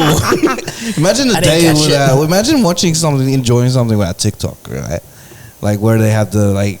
Imagine going through the Kendrick beef and watching like movies that have like hidden Easter eggs and there's no internet. Like you have to find it yourself. figure it out, You yeah. figure it out yourself, or you have that crazy one person in the school that'll be That's like, what yo. makes these shows fun, though. You know what? You know what it reminds me of? Do you remember back in my day when the CDs and stuff had a booklet With the lyrics? with the lyrics Yeah, and yeah. stuff in there? And like I would go to the lyrics and then read it, or like there'd be stuff in the book and there'd be little Easter eggs or things in there. I'm like, holy crap, that's what he's saying. Like all those. That's what this era is now. Like people don't have those booklets anymore. The CD booklets. Just have influencers and reactors Yeah. telling you like. what's Did you going know? on. Yeah, man. 76 Easter eggs in Squid Games season 2. Yeah, man. That's one of the things I enjoy, the conspiracies and all that stuff. Yeah. Ooh, he can't process milk. Maybe that's his dad. You know what I mean? I love it. Yeah, I love that. It's cool. Oh, well, then just be He's lactose intolerant. intolerant. Just doesn't like milk. Sometimes the writers, like, they didn't intend it, and someone these things going like, ooh, that's just pretty good. And then they write Do you it in. remember a few years back there was a movie called Get Out? That came out with one. Jordan Peele directed the movie. Yeah. And it was like very symbolic. There's so many symbolism involved that people went crazy with the Easter eggs. The theories and stuff. And then they interviewed Jordan Peele and they go, oh yeah, by the way, this thing or this symbolism over here is really what it means. And he was like, no, but I wish I thought of it. You know what I mean? Like there's so many like history. Kendrick's songs and Kendrick's is definitely like it's that. become a joke. What's It's become a joke What, now. the dirt guy? What is it? That's what it means. Yeah, what's the dirt? He's creating more metaphors and. Wasn't there a meme where Kendrick said hi and then they go, oh, he said hi in a certain way and it's because of... Yeah. It's just, it's advanced English essay writing. Yeah, man. That's what I remember from too English essay writing. You know what the season lacked though? The season I felt that like what it lacked was the betrayal factor. I felt like season 2 there was like less caring about characters and their relationships with one another.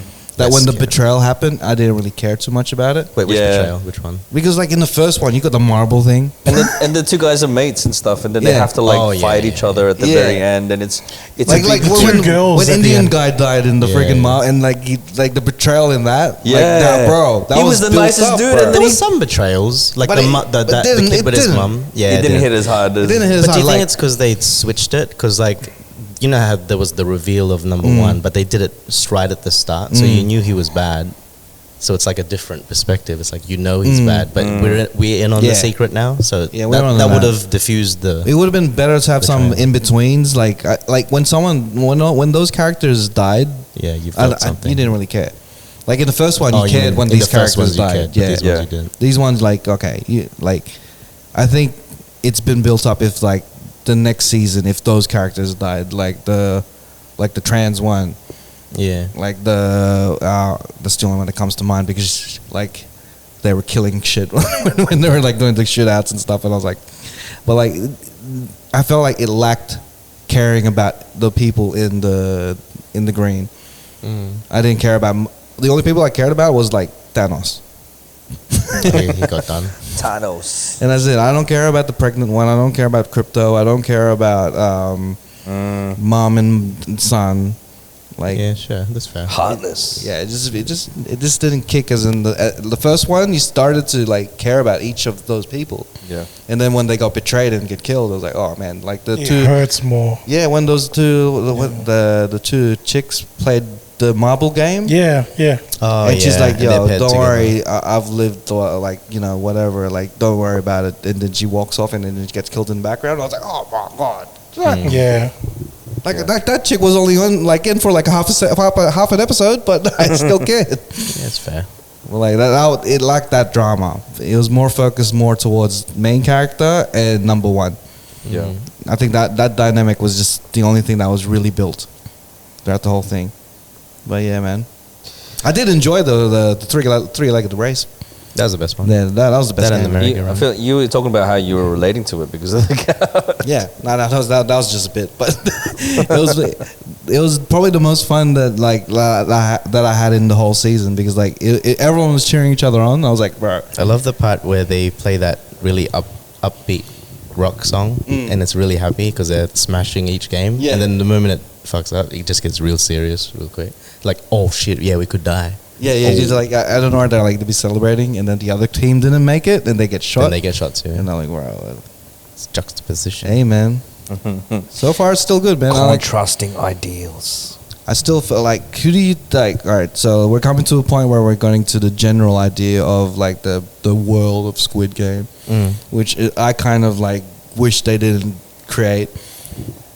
But like, do you think that they'll ever capture the season 1 type of like impact? I don't know. I think if they make you care about the characters enough, and then builds it up to a point where you're like, I don't want this person to die, and then they do, then yeah, because that's what the essence of the first one did. You know, it made it's us care about those. I think it's like characters. what Garcia said. It doesn't actually feel like a full season. It does feel like it pretty much Tough got chopped season. within. Yeah. So it hasn't yeah. built anyone yet. Because there's still that other chick, the communist one. She's a soldier. Like, you don't really I really don't care about her. I don't really know what's going on with her. I don't like what's going on, but like that's what I mean. They're stretching it out. Maybe there is something to care about. She spent having this like connection with like the cancer kid's dad. Yeah, and then killed him. Yeah. And then at the end, he just dies. So I don't know what's going on. That's what I mean. Because like it's just been chopped. There hasn't been time to like them enough. Because it doesn't feel like a full season. Like the first felt like a proper full season to really from start to finish. Then you probably would care. Here it just kind of ended really abrupt, and you're like, all right, I don't care enough. They're probably trying to about stretch these it out guys. to as many seasons as they can. So maybe I'm thinking that Yeah. the third season could, it could elaborate on really that. start to really ramp up. It's going from there to like I wouldn't even call it a third season, like bro. 2.5. I don't know. Yeah, You know what I it mean? feels Yeah. so. I don't know, man. I feel betrayed.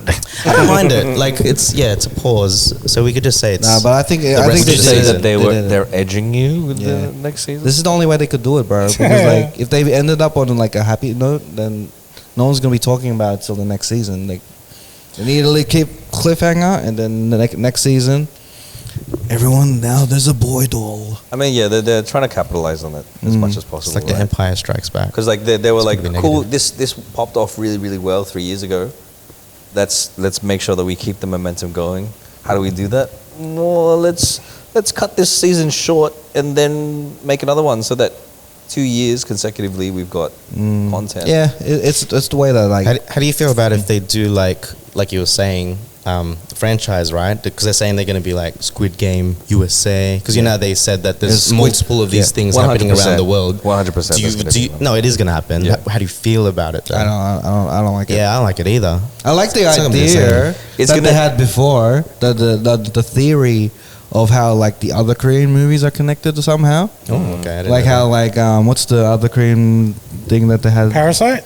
No, the other one that was kind of like Oh, Train boy. to Busan. that was kind of like Squid Game, but it was running at the same time, that. Oh no. and everyone's like, oh, they could be connected. Battle. That's Japanese though. The one where the Battle kids Royale. kill Battle Royale.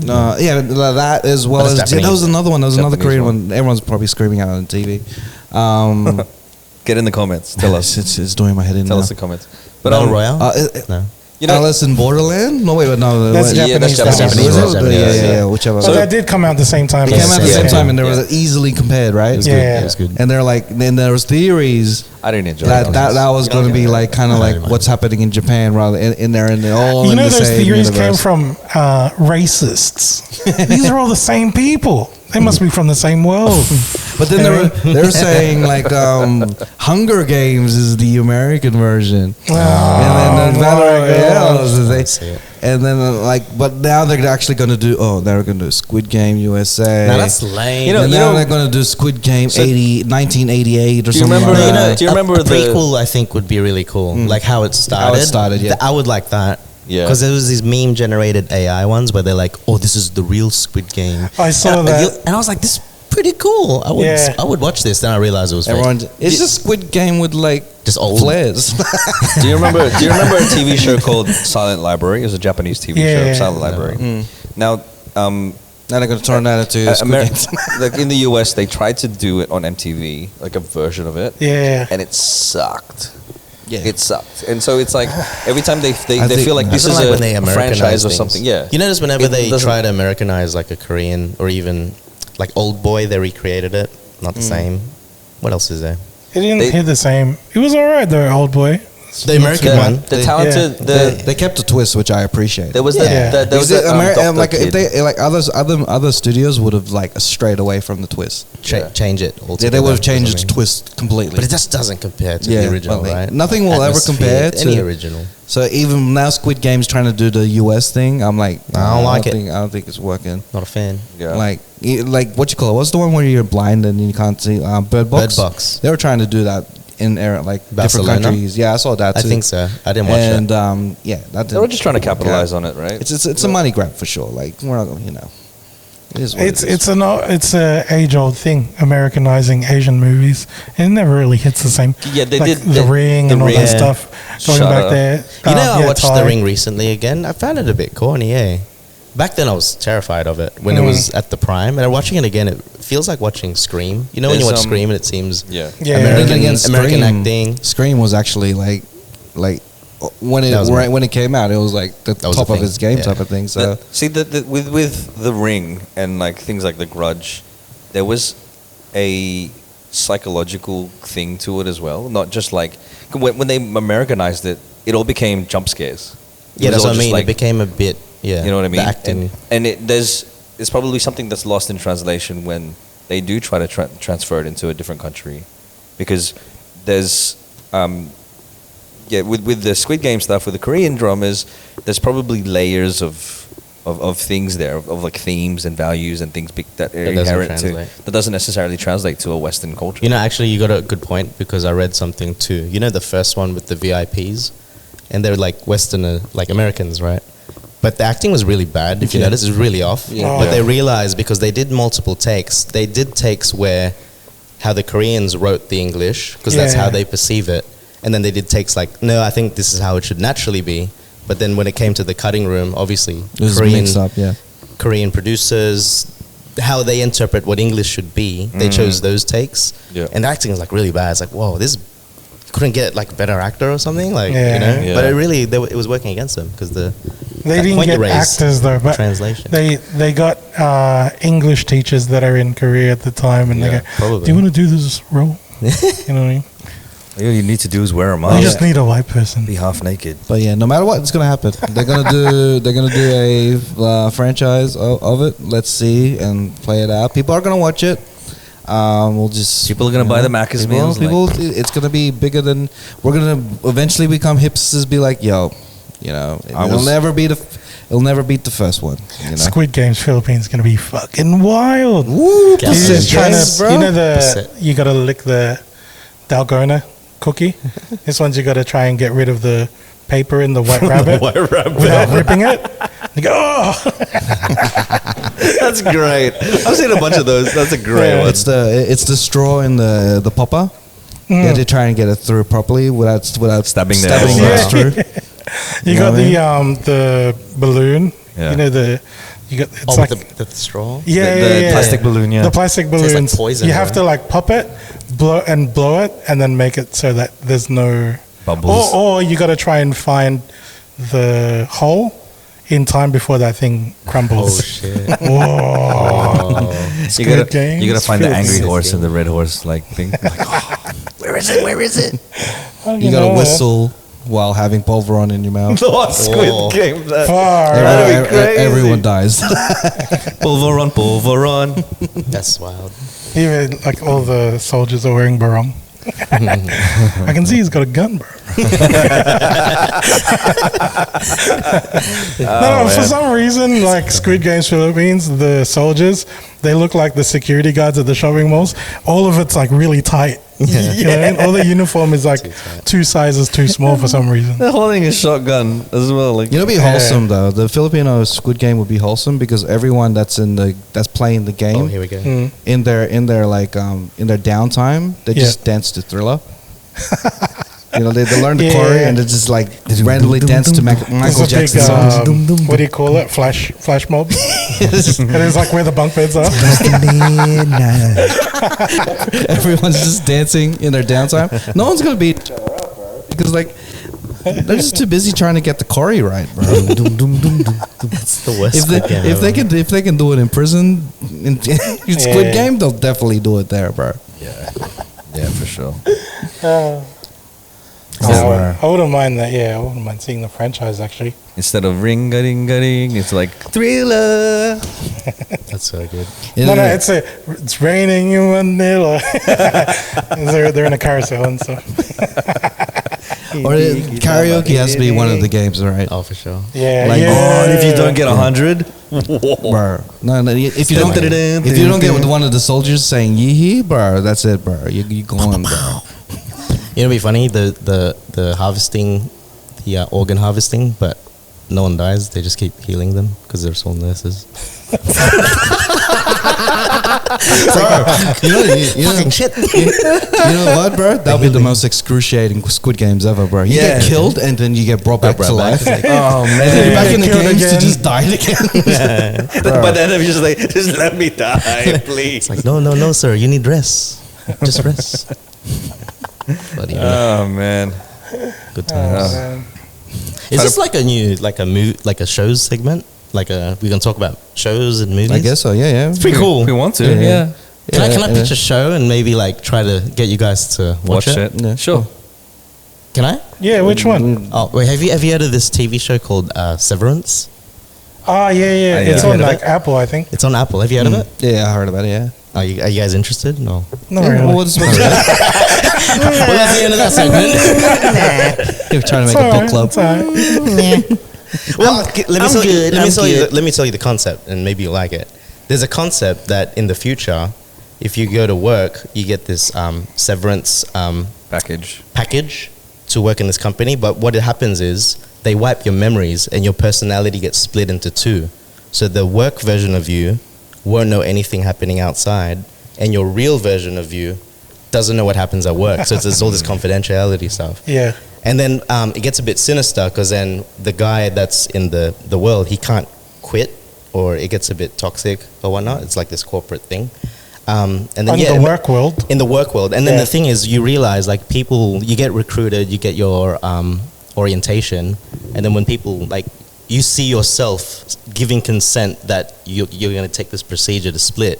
But you don't know what's going on. It's like, I don't know my name. Who am I? Why did I agree to this? And then now you're like, I want to quit because this version of you only knows work. So can you imagine, there's a version of you, all it knows is you working as an insurance dude or whatever. Yeah. That's it. You don't have a social life. You don't know what's going on. There's a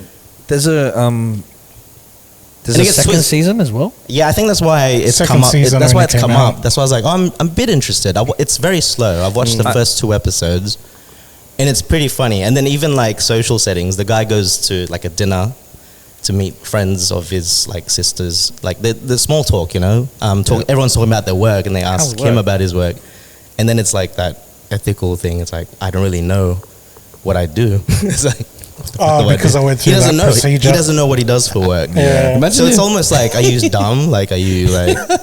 Imagine if everyone has this severance thing, and you go out. I can't hear you. Say it again. Hang on. Say again. You've practically described the life of a freelance videographer. Severance. That's all I was about to say. Nice. You know what's funny, but imagine everyone had this severance package thing. And then you go out in public and there's a lot of you realize that, I'm not really good in the working life. I keep quitting my job. Because you keep wiping up, and then another person will be, What like? I'm interested what do to you watch mean? I it don't only get it. because like Ben Stiller. I just like the produced it, concept. right? Yeah, Ben Stiller. What do you produced mean? it. But do they separate and they clone? No, not separate. So, for example, I'm gonna go to work now. I go to my office Oh, okay. building. I thought you meant the cloning thing. No, I thought they no. clone out. No, That's no. why I was like, I'm gonna hang with the rest of my No. friends that are me. As soon as you go to the building, you go down a lift and suddenly wipe, and it's like, oh, I'm in work world, but you don't know anything that's happening outside. Yeah, your Okay, brain so- only and registers the work company stuff. is a bit. There's some shady. I don't know what's going on yet. Like what they do for work, I don't know what they're doing. That's the shady part. And now there's someone that used to work there. He somehow escaped the workplace, and his version of outside has got to his friend, which was he was the manager before. He's like, you don't know me, but I'm your mate, and I got to tell you this. You got to get out of this company. I was giving him hints like, you don't. Something's going down in that place, and he's like, what do you mean? What do you mean? He doesn't know. And then his work version just thinks he got fired or disappeared. Yeah. He doesn't know what's going on. Okay. Has Nat sold it to you guys?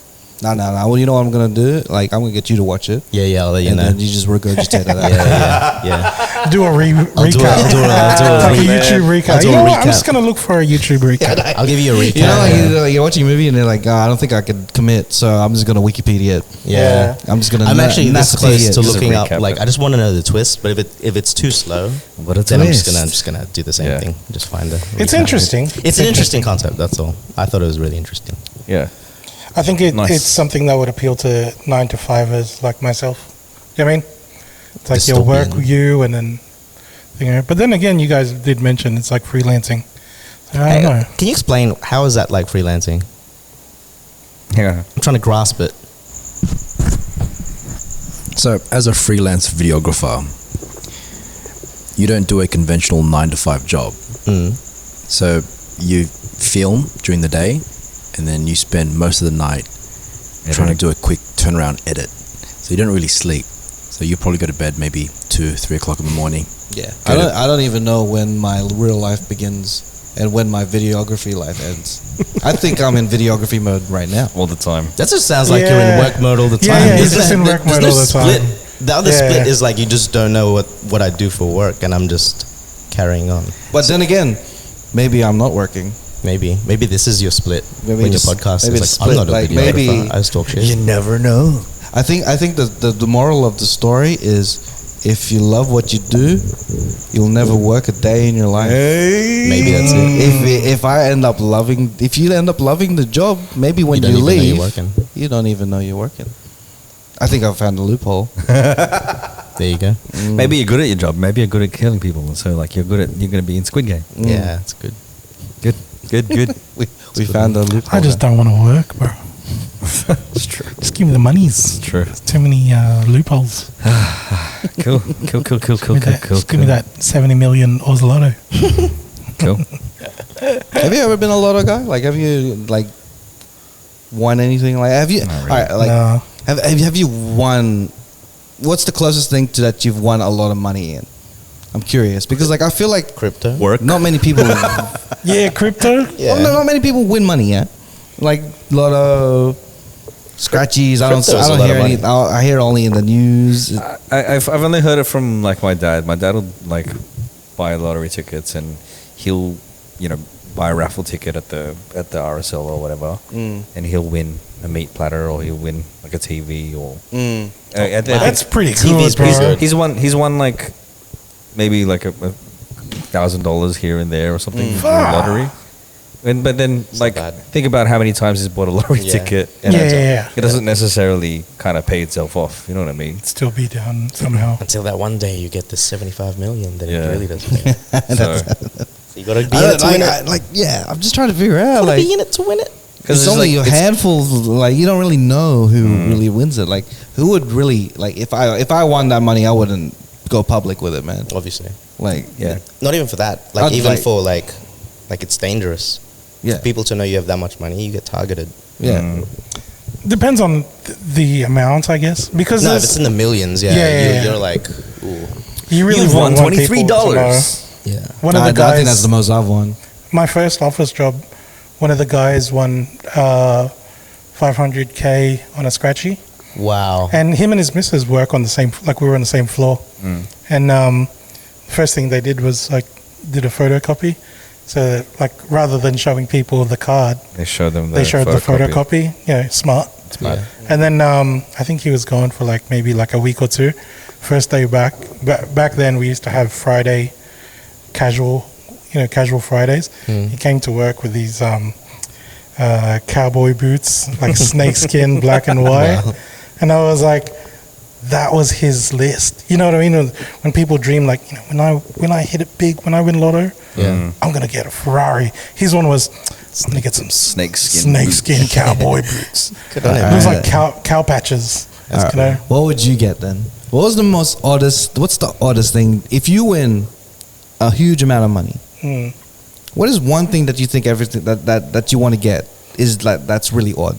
Like people will be like, because everyone will be like, yeah, I'll get a car, I'll get a house, obviously. I'll invest it in a business, yada yada yada, all that stuff. And but what is one thing like a gun for recreational? You don't have to win lotto to get. You can do that shit It's now. still expensive, man. You can go to the gun range. It's really not that Not much. like a machine gun, like an assault Oh no, rifle. that's not legal. That's what I mean. I'd buy it because I'll find a way because I have the money, right? He pays for the permits Money. and everything. Yeah. And it's purely just enthusiasm. He uses the money to enthusiasm. lobby Parliament and then get guns reinstated so that he can use an AR-60. He goes to that There's extent. too much mucking about. It goes to that extent. Just take a trip to Nevada or It's cheaper something. to go to America and borrow buy a place in America. Grubb's guns. He's got a bunch of them. Wow. Just exposing It is in That's Nevada legal now there, too. it's fine. Yeah. It's fine. Oh, It's man. legal. Do you have an odd thing you Don? Grenade? This guy's just so violent. This guy's just been playing too much I'm Counter just Strike. playing real life COD. It's just weapons are fun. I don't know. Katana blade? I don't know. Oh man, there was a movie, Richie Rich. Yeah. That movie, and he had a McDonald's in his house. He had a roller coaster, bro. That's a good one. He had a McDonald's in his house. That's a good one. I would want not a McDonald's, but it's just like a personal chef in the house that is like, hey man, I'm hungry. It's I like just a bloody want Soul Origin or some shit. You know what I mean? Like that's not odd, bro. I'd get a personal chef too, bro. But like it'll be anything. It's like, hey, can you make me Jollibee today? And then like, ooh, yeah, you know what I mean? Yeah, like that's. I'd get a personal chef or so. Yeah. I don't know, man. I mean, millionaire. I wouldn't be looking for Jollibee, I reckon. I'd buy a Jollibee You know what I mean? and I'd bring it to Australia.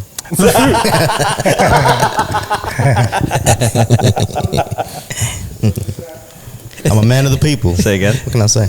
So just Raf I'll get get his my tattoo. And then I'll pay for Raf's back tattoo. Hey, thanks, man. You pay for it. I got you. Oh, $400 worth of it. Oh man. I don't know what else is. I've always dreamt of the food trip, like jet setting around the world, Yeah. and then hitting up like food joints that are like crazy expensive. Do you know what I mean? Yeah. Like this guy. Like Like that's this, so big, no, guy's place. those are the bullshit ones. This is you know how, like places in New York, they have restaurants that they go, oh, we put a gold leaf, it's $100 burger now or $1,000 ice cream. Yeah. You can tell like it's just fucking around. You know the I can't remember which TV show it was, but them doing the tour through the USA with all the barbecue spots. That would be a sick trip. Winning like all that money, I'd be like, yeah, let's do that. Let me just eat all the barbecue, and then get gout, and then like pay for. I would I'm gonna replace. pay for robot legs. I would bro. change my legs. Robert Downey Jr. got that in the second movie. Yeah. I want one of those. I don't want to go man. on a trip though. Like I'm such a homebody. Like I just get everything to me, bro. Yeah. Yeah, I just get the sickest mansion. So lazy. And then six mansion. Travel, bro. I don't want to travel, bro. It's more of the world. The travel. You have to deal with the airports. It's not. No, you don't have to. Charter jet. You got like straight up. But then you have to actually travel. Like I don't like the travel part. What am I gonna do for 8 hours, bro? You know that's true. You feel like out of place when you're in the city. You're like, I'm too far from the west. You're an old man, Ralph. That's what you are. Yeah, you've the aged. private jet, and it's not gonna get you there faster. I'm just like, you can still spend. You still spend 8 hours and 4 hours. I'm like, bro, I don't. You sir are an old man. Yeah, bro. I'll have everything. I don't reach, bro. Sounds like my dad. I don't want to travel. Raf's on this like fishing boat, and then someone's reeling a fishing line for him. It's like No, a that's something else. But like, I don't want to travel for something. Like, come to me, bro. I got the money, bro. I got the money. He brings the whole like island, like all the 7,000 plus islands of the Philippines to it's in his Australia. backyard. It's in his backyard. Yeah, That's funny. that's it, man. man, I think I'll you bring need- the experience to myself. If I feel like Philippines today, I'll come. Bring Just it go to me. Rudy Hill. That's it, bro. And I'm helping the local businesses. man. So good, bro. Yes. Like, traveling is just too much for me. Cool. Cool.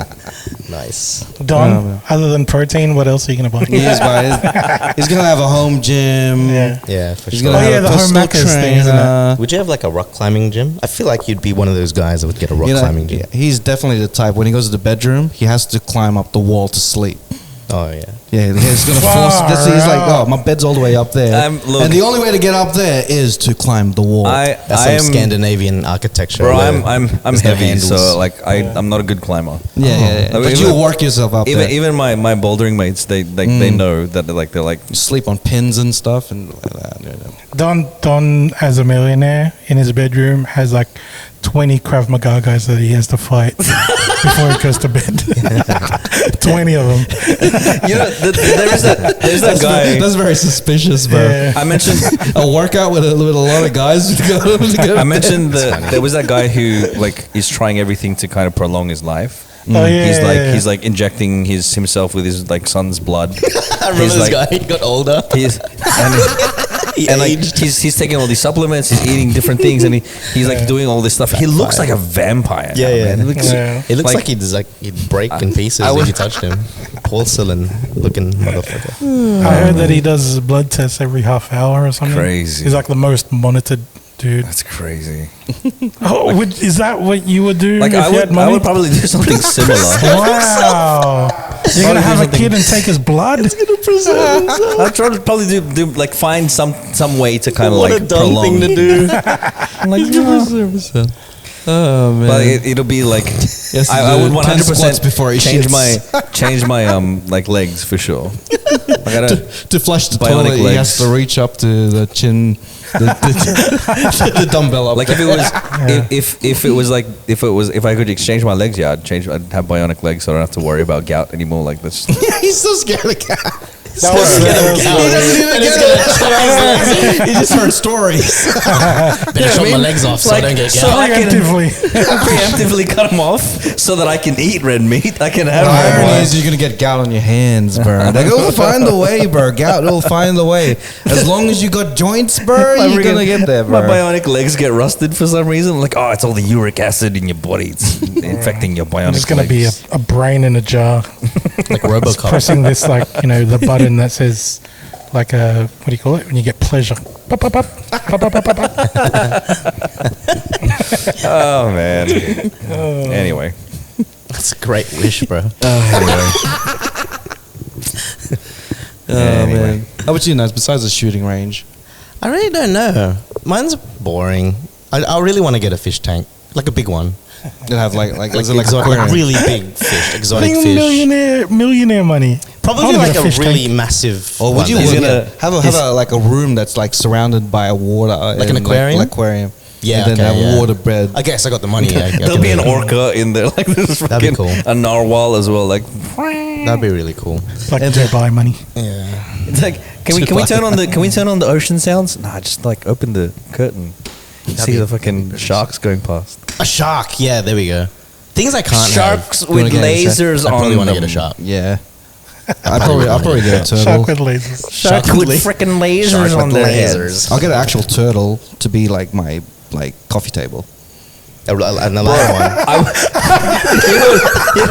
That's just animal cruelty, bro. We're best friends. Your best friends. Like we were like we're boys for life type So of thing. you gotta It'd be feed mad- him. Yeah, you I'll gotta- treat all him that. like a king. I would But he's Just gonna be my hold- coffee table. He's gonna I hold would your develop coffee. some radioactive ooze Yeah. and then infect 4 turtles with them and a rat. Get a rat. And then like they would train in martial arts, of and then I course. would make Make them fight this Asian dude with an army. Far out. Oh man, Oh man, So Kim Jong Un. I'll never be friends with a turtle who like follows a rat. Nah. Just be my bed. Let's just be my table, bro. It's all good. Oh man. Be my table. Why a table, bro? I love it. It'd be cool because, like, you know, like you just, you know, you put it over there, it just moves around. That's a table that moves. I don't want to be your friend anymore, man. You want your friends to be a table? Don't be a turtle, you know, like no one's doing a turtle. I reckon with that kind of money, I reckon I'd be able to buy like a lake house and own the lake too, and put like dolphins in there to be my mates. That'd be sick, bro. And then you can hire dudes to translate the shit they say. Yeah. You won't tell your friends about the dudes that translate it. Like they'll be in your ear, and then you'd be like impressing your friends, and you're talking to the dolphins. You want to be a Filipino Aquaman. That's what you want to be. That's what Kind that of. is. Nah, just dolphin man. Like, how you done? Put your back towards the dolphins, and then how many fingers do you have in your back? Like, I'll guess it, and then the dolphins will tell me. It's so sick. So elaborate. You know what I want? Such an elaborate way to just to guess his fingers. Bro, I want an interchangeable house that moves. The rooms move around, so I can mess around with my. That's visitors. a horror film, man. Yeah, It's like Harry Potter, bro. Yeah. So when they're like, can you show me where the toilet is? I'll just be like, it's around the corner. And then change it. And then they'll be like, they'll go there and they find the toilet. But then the next time they go to the toilet, it's not going to there. be there. Yeah, when they ask you like, where's the toilet? You got to go, what time is it? Because you can constantly shifting around. Have you seen the movie The Cell? Yeah. It's like that. The freaking whole thing shifts Wow, around. that's sick, bro. And then you have to find where the access is and you stay there. And That's sick. Yeah. And then I'm going to have all these actors to play this role of your life, like the Truman Show. Whoa. You're an idiot. Good morning, good evening, and good night. And then I'm going to make you fall in love, but it's really... Oh, no, that's too deep. But... Wait, are you going to make your own Truman Show? Yeah. That's pretty cool. That'd be the maddest prank. If I was rich, I'd have that money. To prank yourself. No, not myself. Like a Someone baby? else. No, I'm gonna be Ed Harris in the film. I'll be like, you know, in the sky. I'll be like, I created you. You're my kid. Seen you when you were born. All that stuff. Yeah, I'll be that guy. But yes, so like Kind of seems like with the number of cameras you got, you can do that with Seth now. Truman Show. I mean, just record everything. I created you. I created you. I'll make my own Truman Show for sure. Ed Harris. But it has to be based in the house because I'm not traveling too much, bro. The world is one house. The world. I'll just get everyone to film the world, and I'll just be in the house, just controlling it, delegate. You know what I mean? Do you remember this old movie called Blast from the Past? Fraser. Brendan Fraser. And they were stuck in the underground for like how long? Like 40 years or something like that. Oh yeah. I think he was just hitting his 30s when he reached the surface. 20 years. But that was basically them not leaving. Yeah. So that's pretty much you, bro. That's what you That's it. You want to build a bunker basically for yourself. No. But my bunker is gonna be like above ground in an actual world. That There's I no created. locks. It'll be like One Division. I'm Wanda.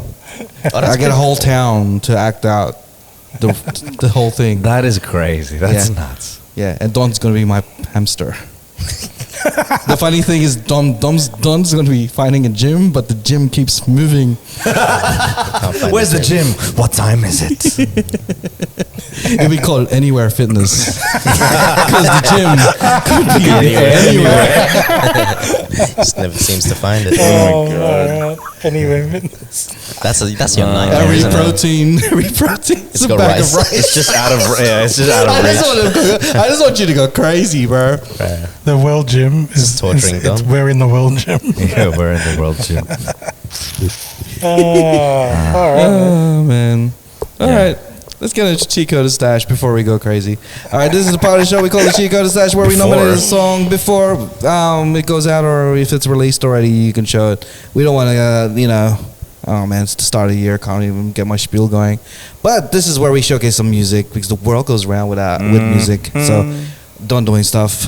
What song do you want to nominate for the Cheatcoders Stash? I need to find my phone. After all the critical acclaim of the Gout Love parody by Raf Flores, I was re-listening to Love by Keisha Cole, and one of my favorite remixes is this I'm a Piano remix of Love, and this is Keisha Cole's Love, the remix.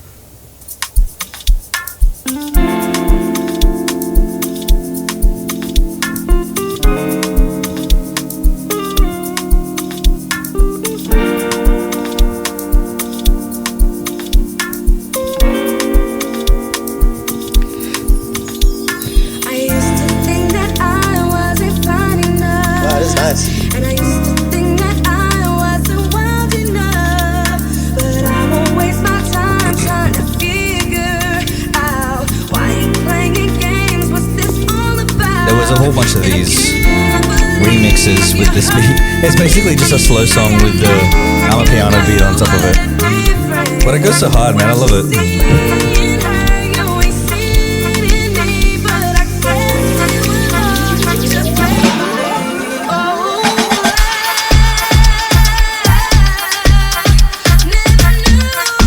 Gout like parody of this with this beat under it. Ebony piano.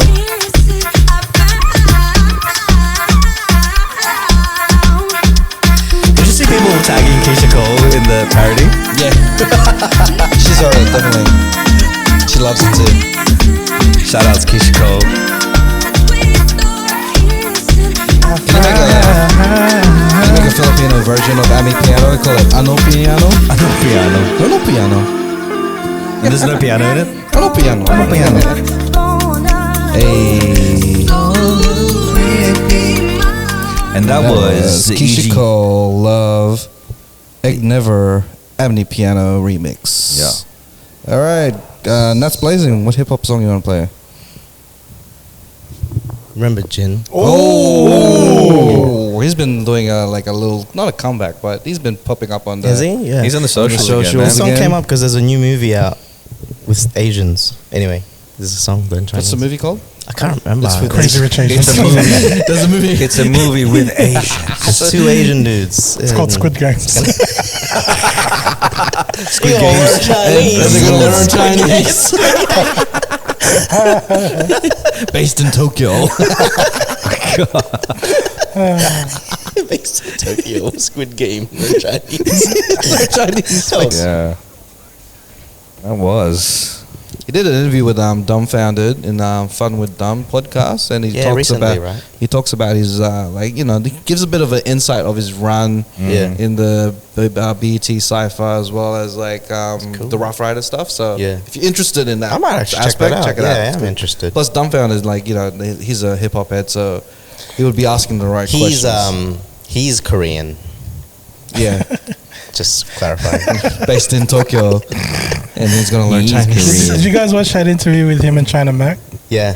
How they kind of reconciled? Yeah. That's cool. Yeah, man. That's cool. That's nice. He's Chinese. He is. He is. He gonna It's in learn his Chinese. I know my Asians. You know your Asian. I wonder what ethnicity China Mac is. He's Chinese. Alright, Garcia, what's on you on?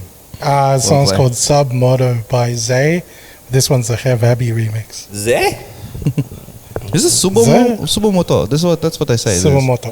Like Subomoto. Yeah. Put this in your mouth. Subo. Put this in your mouth. Shaba. Subo, right? Subo, right? Yeah. Yeah, I like it.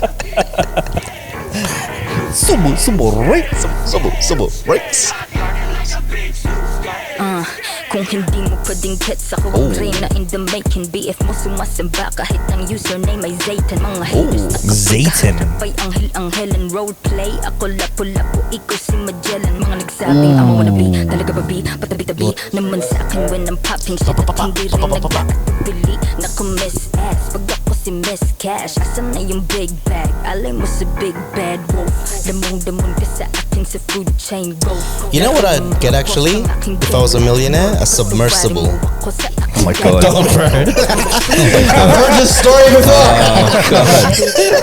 It's not gonna end well, man. It was nice knowing you, buddy. But this time I'll do it right. Not use carbon fiber. Oh my god. Submersible.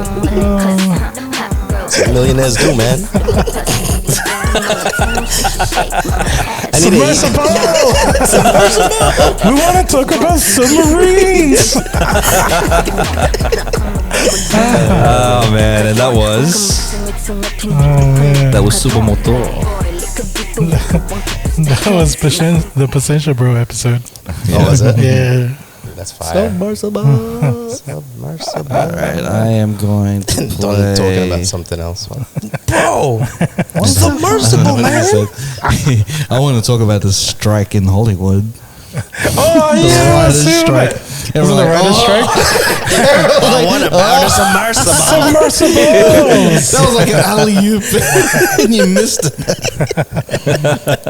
He was edging us hard. Man. All right, and this is Swimming by Avian, Park, and JR. Avian. Towards rebuilding the Titanic.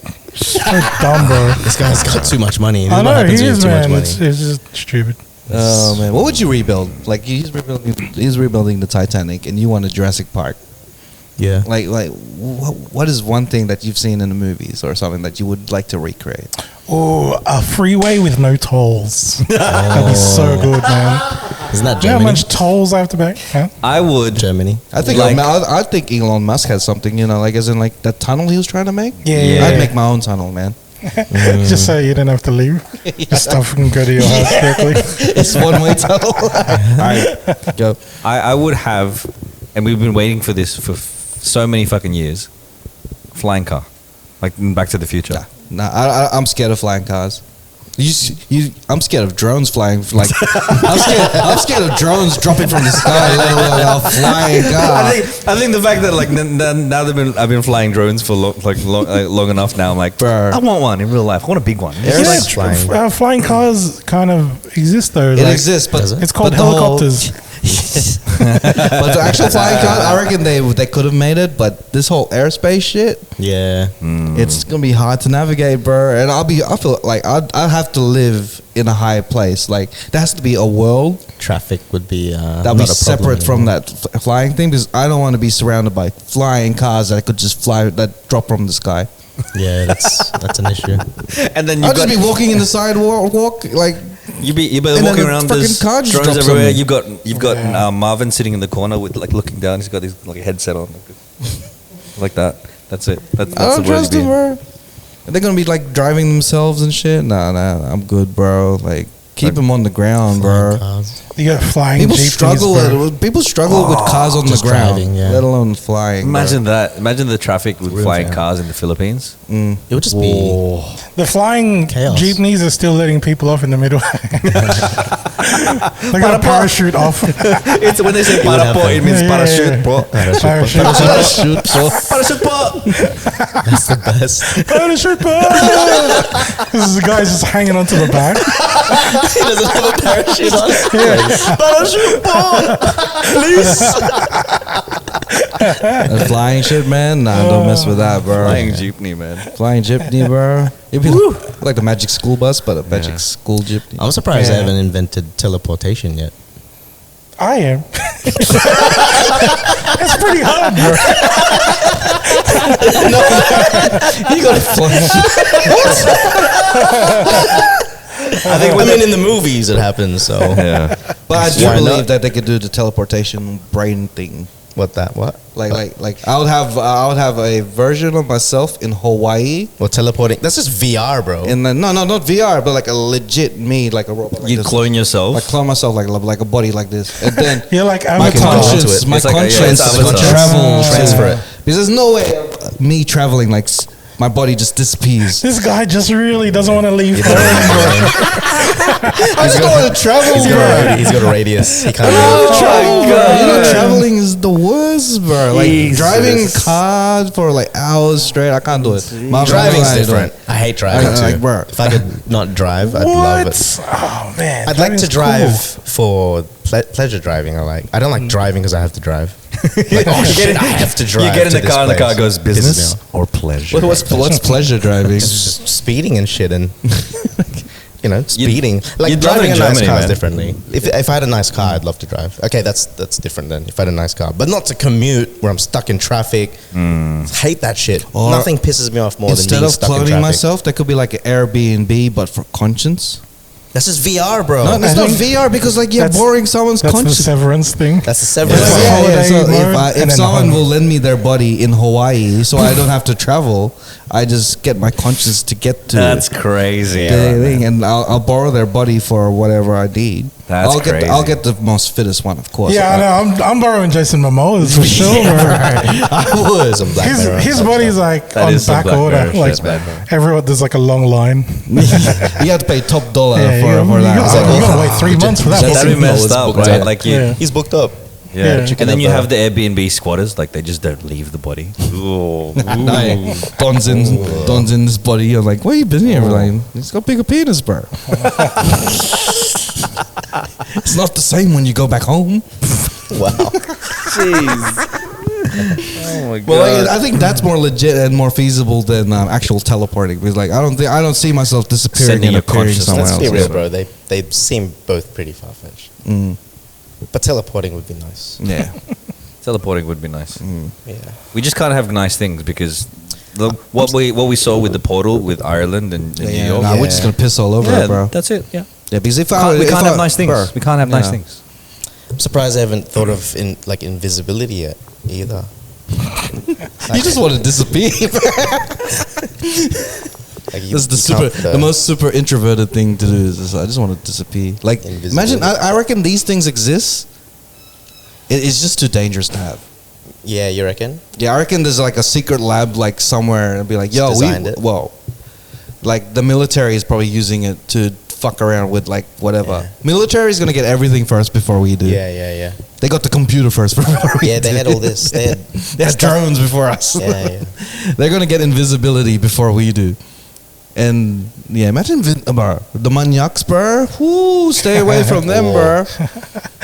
They got the glasses. Do you think Meta's maniac, bro? Imagine invisibility, bro. That's nuts. No. It kind of feels like that's the go-to, like for guys at least. Hey, It is the. I know. Being invisible will bring out the most, like, the realest you. whatever you do, don't Google that Japanese invisible porn. Oh yeah, let's wrap it up. Don't Google it. Whatever you do, Tom, don't Google it on Don's laptop. What is it? What is it? No, don't do it. What is it? Invisibility porn. Ooh, Yeah. invisibility. Because you know the Japanese have already the done couch. It's just the couch. The couch is moving back and forth. Like, what's happening to me? Okay. All right, where can they find you, Garcia? Why do we keep going? Or a 4D porn. See you guys. 4D.